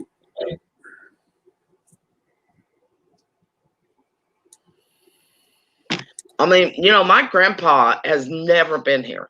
We've only been here for 6 years. My grandpa died when I was 8. Well, I was outside. Matt and I was outside. Travis went in to get something. And he came back and he was just standing there at the screen door, just looking at me. And I'm like, what is he looking at? And finally he stepped outside. He goes, there was a guy standing behind you, Mom. I mean, excuse me?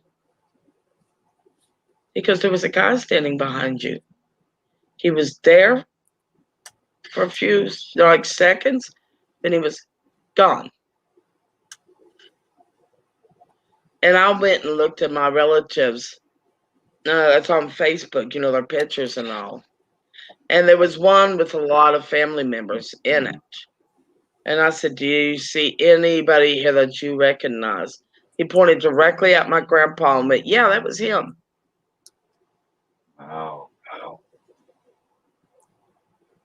And Travis has never, I mean, I was 8, so. Red, when Jackie was pregnant with our son Tommy,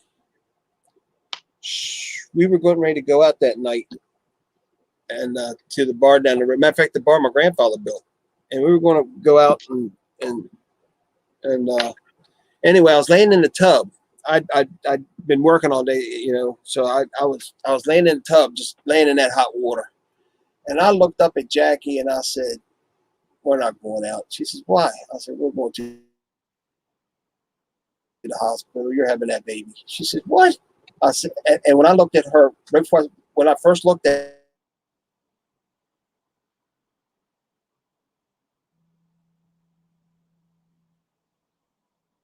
I want to hear the end of this. Me too.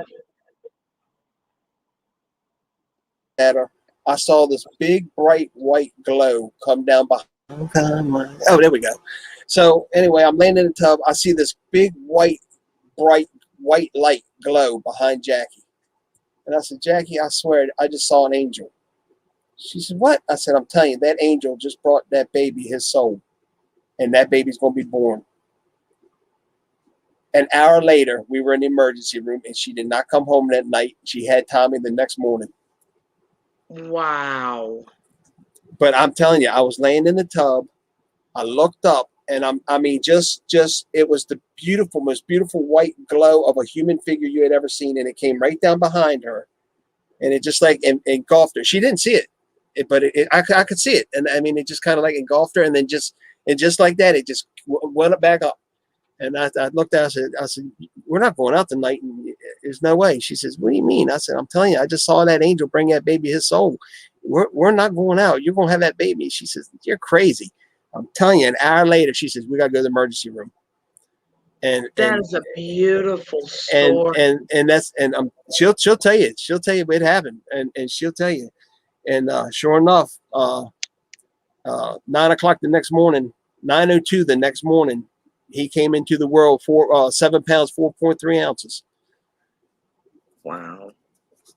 And I I don't think care what one of the anybody says. sweetest things Travis ever told me, and I used to cry every time I brought this up, but he told me, he goes, you know, Mom, He said, when I was in heaven, he said, God told me, I'm going to let you choose your mommy.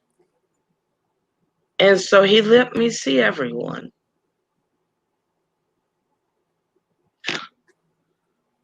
He said, I looked at you and I went, he said, I told God, I want her as my mommy. Oh, wow. He goes, and I got my wish come true. Oh, wow. Now you understand why I cry every time I say that. Oh, That's cool. but that was one of the most beautiful things he's ever said to me.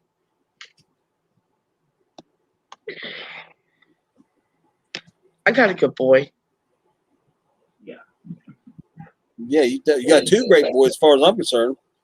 I do. I got two awesome nephews. I'm happy. I'm trying to read what Judy wrote. My mom died. I had a hard time because my mom donated her body to her college. I would have nightmares. I was looking for ice and carrying a red newspaper bag. Finally, I stopped driving, opened SUV door. It was sweating due. The bag slipped out of my hands. I don't have glasses. That's why I'm sorry I'm reading this kind of bad, but my glasses will be in 2 weeks. But when I hit the ground, body organs rolled out in the dream. It drowned the reason for the meaning of ice. Oh, wow. Was to keep her organs cold because you reattach them and put ice on. Oh, yeah, that's right. Oh, wow. I called America's Best yesterday or day before, and I said, can you check my records and see if I was smart enough to get the accidental pay that extra money for that accidental damage insurance stuff that y'all have? And she said, yeah, you sure did. I was like, well, how much will it cost me to get my glasses replaced? She said, hold on a second. She said, they'll be here in 2 weeks. Done. I said, really? She said, by the way, what happened to them? I said, dog. She says, you wouldn't believe how many times people call with their dogs chewing up their glasses. Oh, wow. Yeah. Our little dog, she chewed the earpiece. So I can't put one scratching. And then she got part of the lens, and oh man, she chewed them up. But yeah, I've never had that problem with our animals, but my cat Tucker's in love with my phone. Every time the alarm goes off, which is a rooster, she goes nuts. She absolutely goes nuts. Yeah. Batting the phone around, throwing off things. Oh, she'll just like rub on it and she'll start, biting on the case and. Oh, wow. Finally, last dream was going into the morgue and seeing like each dentist table and room and organ on it. I looked at the stretcher and my mom's spirit sat up and smiled at me. Oh, wow. That's weird. Wow. Yeah. See, I'm an organ donor. Yeah, I am too. Whatever they can use, they can take. I'm not going to need it anymore. The only thing I ask back is for my bones, so that way people can make a wind chime out of it. Mm-hmm. I'm just joking. Cool. Can I have the fingers? I put them up here. Every time the wind blows, that's just red. I'm joking about the wind chimes, though. Every time the wind blows, it's just a red up there running her mouth again. Ching, ching, ching, ching, ching, ching. Well, Cooper does have a shirt, a yellow shirt, actually. It's right here. And it says, I'm just like my mommy. I can never shut up. What? Yeah, That's funny. He loves this shirt. Bailey wears the clothes. She's got sweaters and stuff like that. Says, I'm just like mom. I never shut up. That's exactly what it says. That's cute. I like that. He's such a spoiled little dog. I don't think he knows he is a dog. Yeah, we got 6 of them that are very spoiled around here. Yeah, you got a lot of puppy dogs. Well, terrors. Dogs and cats and everything. 2 cats and 6 dogs and a bunch of chickens. Yeah. We got A bunch of 3 dogs. We got 3 dogs and 4 cats. I think I got 60 chickens, and I got a bunch ready to hatch in 2 days or 3 days, something like that.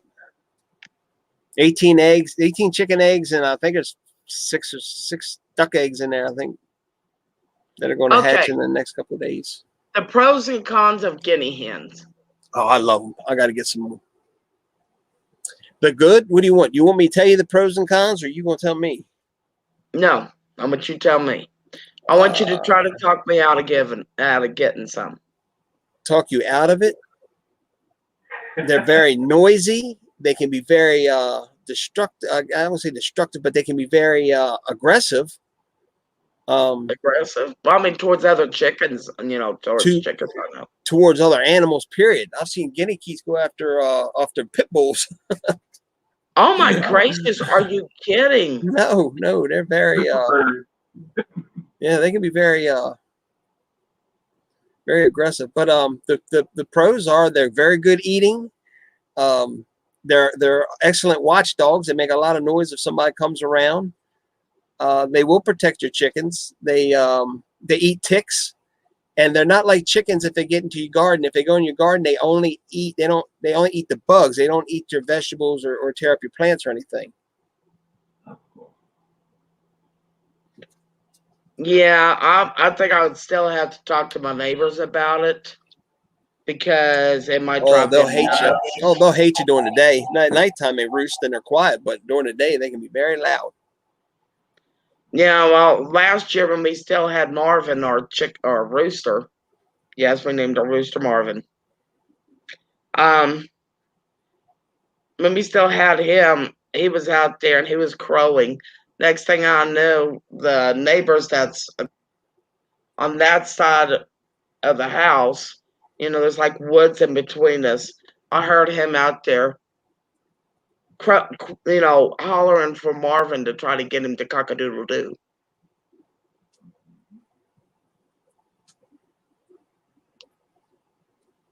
They were happy when I got the chickens and a rooster. They actually were happy about it. All my neighbors have chickens and roosters. So mine will crow. The ones that are on the other ridge, they'll crow. Top of the mountain will crow. They'll crow. Then mine.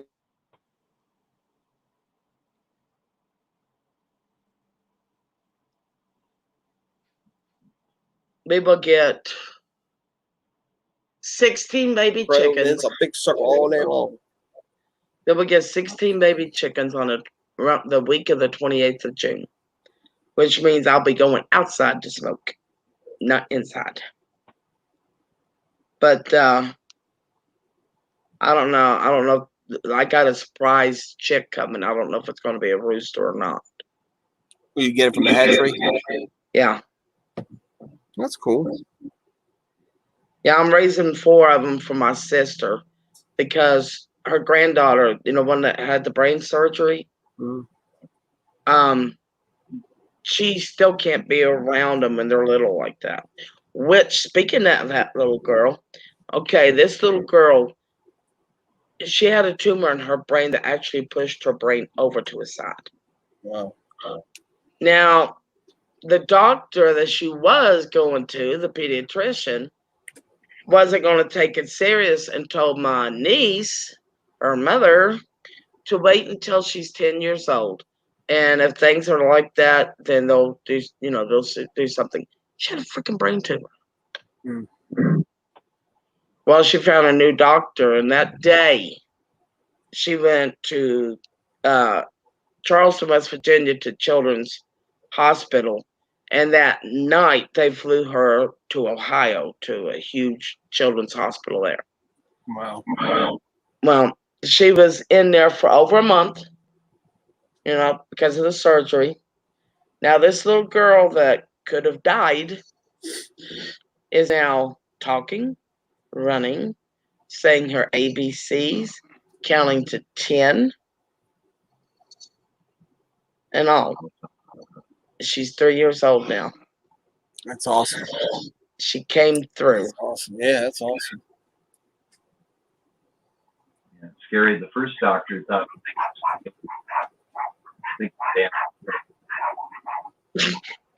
Eddie, how many times did you get smacked for that one? Eddie goes, I made a cap for my first wife and said, wife for sale, take over payments. My first wife took the dog. I miss that dog.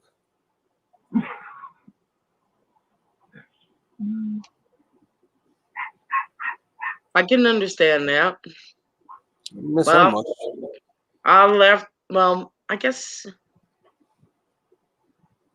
I left my husband and he left me. It's kind of a weird situation. But he was an idiot. Reg, if it wasn't a weird or crazy situation, it wouldn't be you. That's for sure. Shaky, the shower hose started squirting him in the face when he turned on the water. And he was too stupid to understand all you had to do is push down that button on top of the faucet to stop it. no. The man couldn't pour piss out of the boot with the instructions on the bottom. I am serious. He came from a rich family where he didn't have to do anything.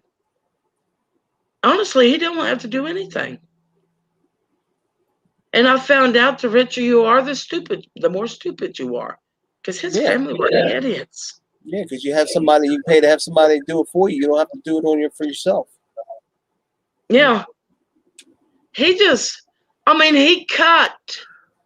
All he had to do is trim some hedges that was in front of our rental house. And he not only did he cut through the extension cord, but he cut through the cord of the hedges too.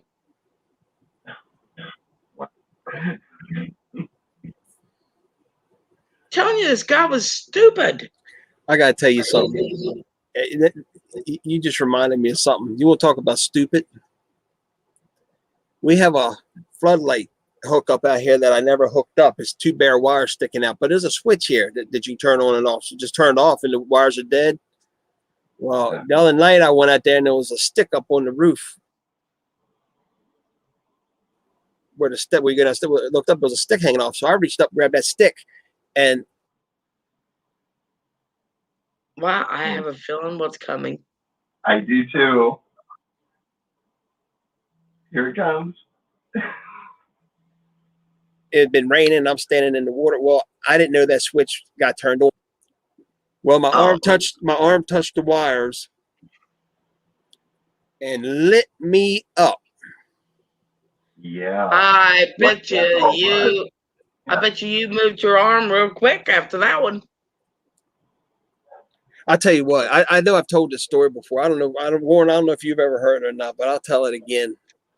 When you're young and dumb, we're riding around on the back of a pickup truck. There's about 5 or 6 of us anyway. We're riding around drinking one night. We were kids. I mean, I'm talking about 16 years old. We weren't on a drink, but we were drinking. 16, maybe 18. We were teenagers. So we're riding around and we're way down in Southern Maryland. We're down on this back road and pitch black. Ain't no lights around. Farmland. So all of a sudden, I got to take a leak. Y'all got to stop. So they stopped in the middle of the road. I jump off back of the truck. I walk over the side of the road and I'm sitting there.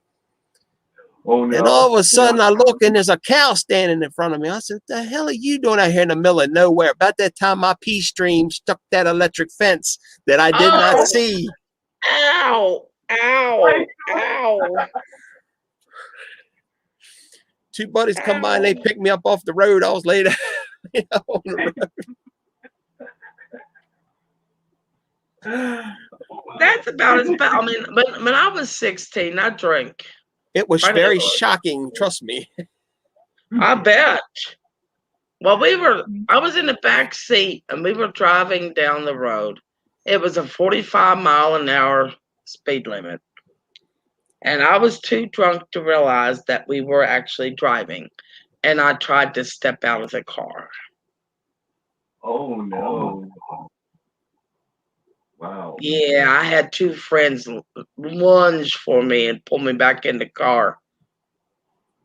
And the driver, Leandra, she's going, "Get her back in! Get her back in!" Just, Wow. You know, I used to do dumb. I mean, you know, like I said, I've done it. I know I've said 100 times about dumb stuff I do. Now, I never got hurt, but I'm gonna tell you one of the dumb things I used to do as a kid showing off. We would be going down the road at 60, 70 mile an hour as a teenager. I would climb out the window of the truck, over the cab, and get on back of the truck while the truck's going down the road at 70 mile an hour. I remember that. But I never, luckily, I can't explain why I never got hurt, but I never, man, if I had ever just lost my grip for a second, I'd have been gone. That's about as bad as us sitting on the windowsill going like 35 miles an hour down the road. And I mean, we're sitting on the windowsill, holding on, not falling. Then we pull up to the church to go see a friend of ours who played the piano at the church. And Michael goes in to get him. And as Jeff and Michael are walking out the door, here I am sitting on the windowsill. That's when I fall out the window. You all wet. Is it raining, buddy? You all wet. This is my grandkitty, Red. You seen him before? Uh-huh. Yeah, he's the one with the belly button. Got the belly button. Huge. This is my son's cat. Yeah, it's my buddy though. This one's a lot. The orange one doesn't like to be held. This one here, he don't care. He just wants the affection. See, that's how Dakari is. Dakari likes to be held and cuddled like a baby. We got Dakari, Tiki, Tank, and Tucker. Those are the cats. Then we got Cooper, Jack, which we call Roo, because he bounces up and down like a kangaroo, one of the strangest dogs I've ever seen. I'm not laughing at Eddie. He jumps up and down. He's part beagle, part foxhound. Oh, okay. Yeah. And when he gets excited, he jumps up with his front paws, and he looks like a kangaroo standing there jumping up and down. And then we got Killer. And Killer does not live up to his name. He'll go up to a cat and just rub on it, or he'll run in the bathroom to try to help me transfer over. And he puts his paws up on a wheelchair to help steady me. Oh. He's a sweet, sweet dog. He really is. When Matt had to go away for those 2 months, he went through a lot of problems because he was separated from his owner. I remember you had a lot of problems with him. Yeah. Read Eddie's comment.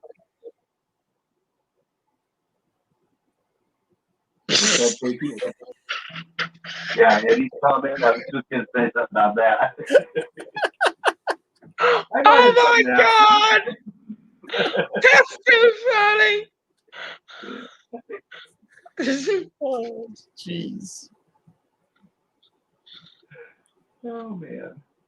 You know, there's one thing that you never should do is try to walk down a spiral staircase when you're inebriated. Yeah. You think you're at the bottom of it and you walk straight out in the air.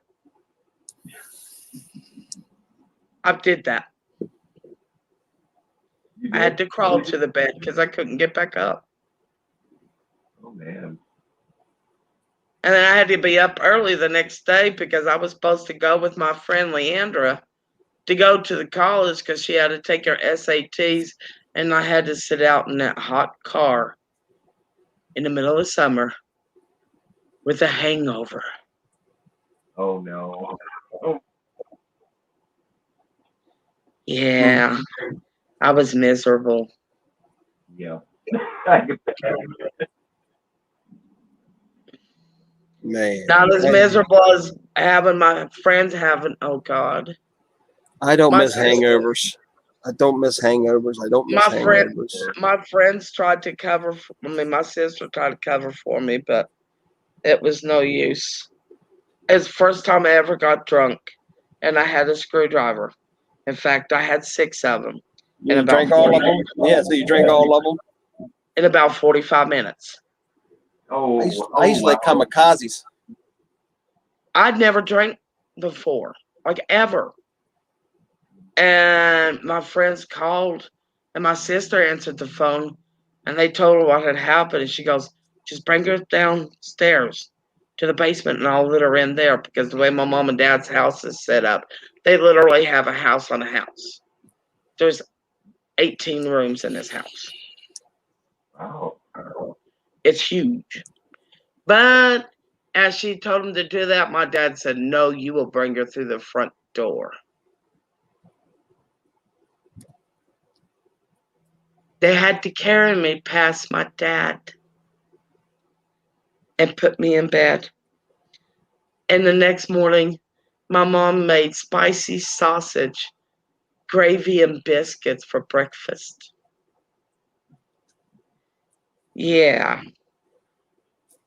I've probably told this. I probably told this story before, but Jackie and I been out drinking, and I was pretty good and drunk, and she had to work. So the same bar my grandfather built, wasn't far from the house, you know. So I told her, I said, hey, look, you want to go home? Go home. I said, I'll get a ride home. Just go and go home. I'll get a ride. So I walked in, got a beer. And the guy lived down in the development behind the house, behind where I lived. He said to give me a ride. Well, I got the beer, and next thing I know, he says, I'm leaving. I said, shoot, I just got here. I said, you go ahead and go. I'll walk. Well, 2 o'clock comes in the morning comes, you know, and I walk out on the porch of the bar, and parking lot's empty. Nobody left, you know. So I start walking, and it ain't far. I mean, heck, it ain't a half a mile. I start walking, and my mom had about 16 cats. So I hear this noise in the briar patch, briars and like honeysuckle. I hear this noise. I look down, it's one of my mom's cats. So I'm drunker than hell. I'm in the middle of two-lane road, you know. Come on, you know, I'm drunker than poo. All of a sudden the cat gets close to me, and it's like, wait a minute, you ain't no damn cat, you a skunk. Oh no. So I start walking. No, I'm telling you the truth. I start walking. I look back. This thing's wilding on behind me now. It found its daddy. All of a sudden, no, it gets better. All of a sudden, here comes. Oh.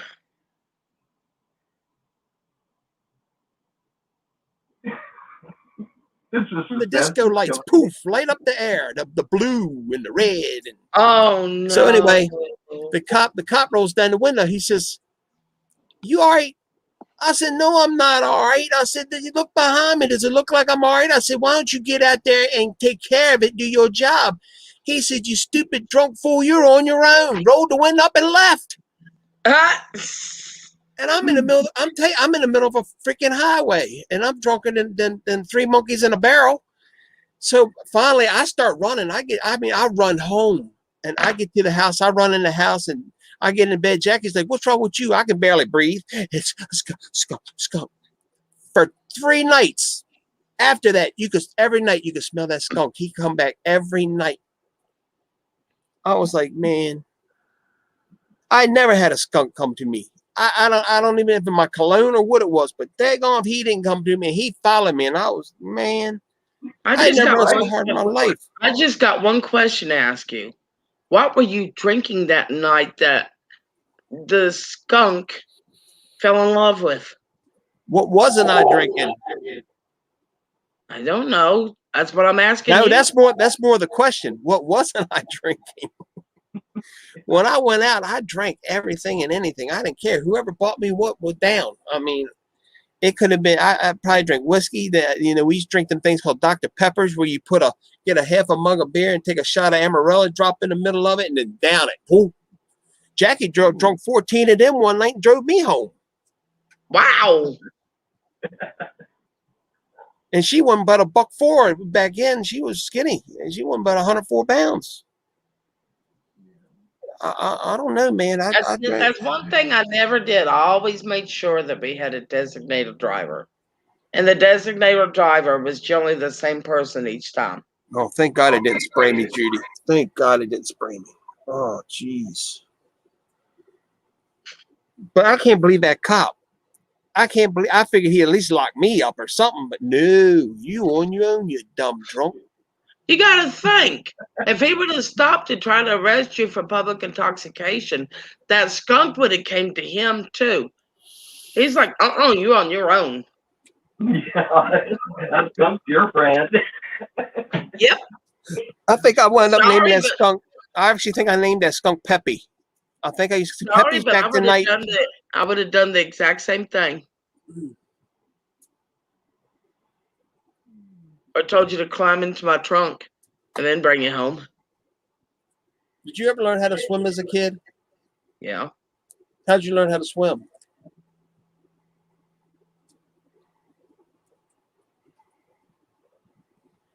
There's a in a pool? No. Did you go to a pool? Did you get swimming lessons? How'd you learn how to swim? No, I went to Stevens Lake. Well, I lived on the Patuxent River, which was about 3/4 to a mile wide at the point where we lived at. My grandfather had a cabin cruiser. He got out in the middle of the river, took my little 10-year-old ass, threw it overboard and said, either you swim and live or you drown and die.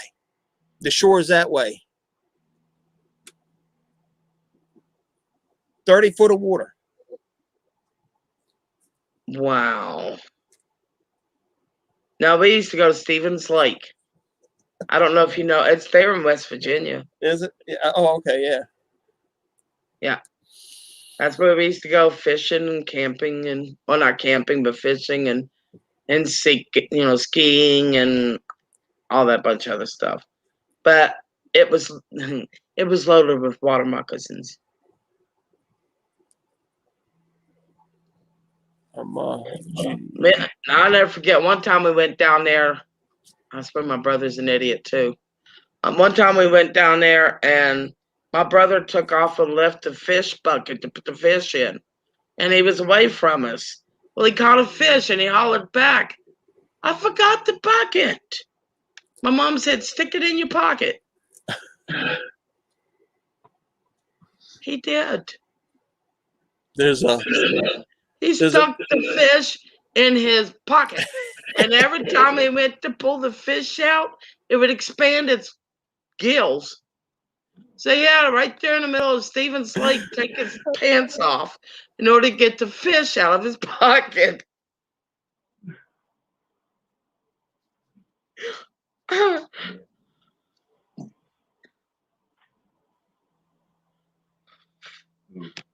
gotta drop off. I just realized I'm well past bedtime, so. Oh, you getting ready to leave? Yeah, I gotta head out. Warren, thank you very much. Yeah, all right, Warren, you have you a great on. night. What time is it there? Because it looks like it's just starting to get dark. It's probably about 8 o'clock where he lives. Yeah, it's 9:40 right now.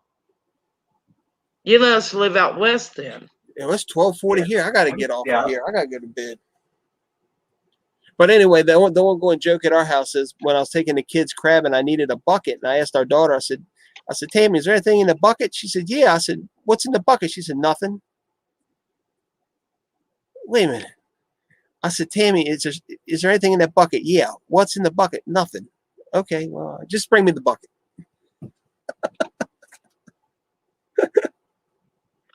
So that's still an ongoing joke. Every time I see her, Tammy, what's in that bucket?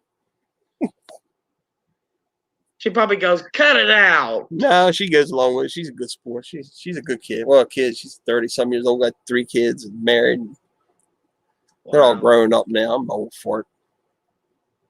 So you got grandbabies? 5. Wow. 13 or 14 years old down to like 3 years old. Travis and Matt both said that they are going to stay single for the rest of the. Well, Matt goes, if I find someone. Travis goes, no, I'm staying a bachelor. You're smart. You know what? If anything ever happened to Jackie or her and I went separate ways, which I pray in God never happens, I'll never get married again, and I'll probably never have a girlfriend again either. I just stay to myself. Besides, who's going to want a lump of silly putty? You know what I mean? What did I say earlier about looking at the inside and not out the outside?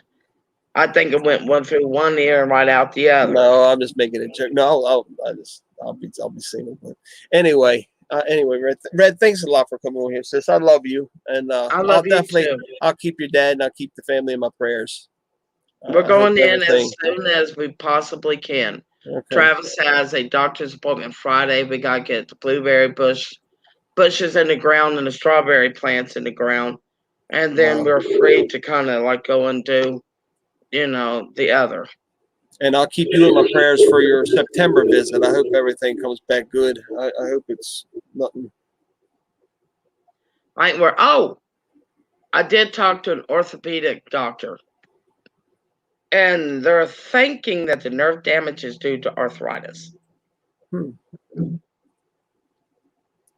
So that, if I got arthritis, I got arthritis. I mean, right now, my family. Well, right now I've got RA, rheumatoid arthritis, and I swear this is the truth. It only affects 2 fingers. And it's the one that's square in the middle. 10 years ago, a doctor told me, the orthopedic surgeon said that I would be in a wheelchair in 5 years. That was 10 years ago, and I ain't in one yet, so I'm going to keep right on getting up. Well, my saying, don't let your disability define you. You define your disability. Yep. You know what I say, don't you know what I say? Don't let your meatloaf. That's actually in one of my videos. Don't let your disability define you. Yeah. Oh, yeah. I was watching one of them today. Matter of fact, that's one I probably watched today. I remember seeing it. The reflection. Yeah, exactly. That's what it was. Yeah. It popped up on my thing, on my YouTube thing, so I was watching it. Yeah. Hard to believe that was 5 years ago. Wow. The footage that I showed. I mean, I'm in a wheelchair. I got a lot of other health problems. Travis is partially deaf, and he has autism and blood clots now. Yeah. But it doesn't stop us. Nope. Ouch, Judy. That sounds painful. I don't have any cartilage in my knees, neither hip, my shoulder blades, both rotator cuffs been tore. I'm a walking piece of work. Well, I'm a rolling piece of work, so.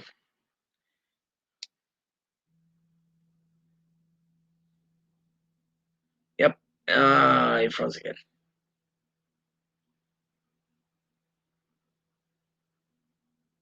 Neuropathy.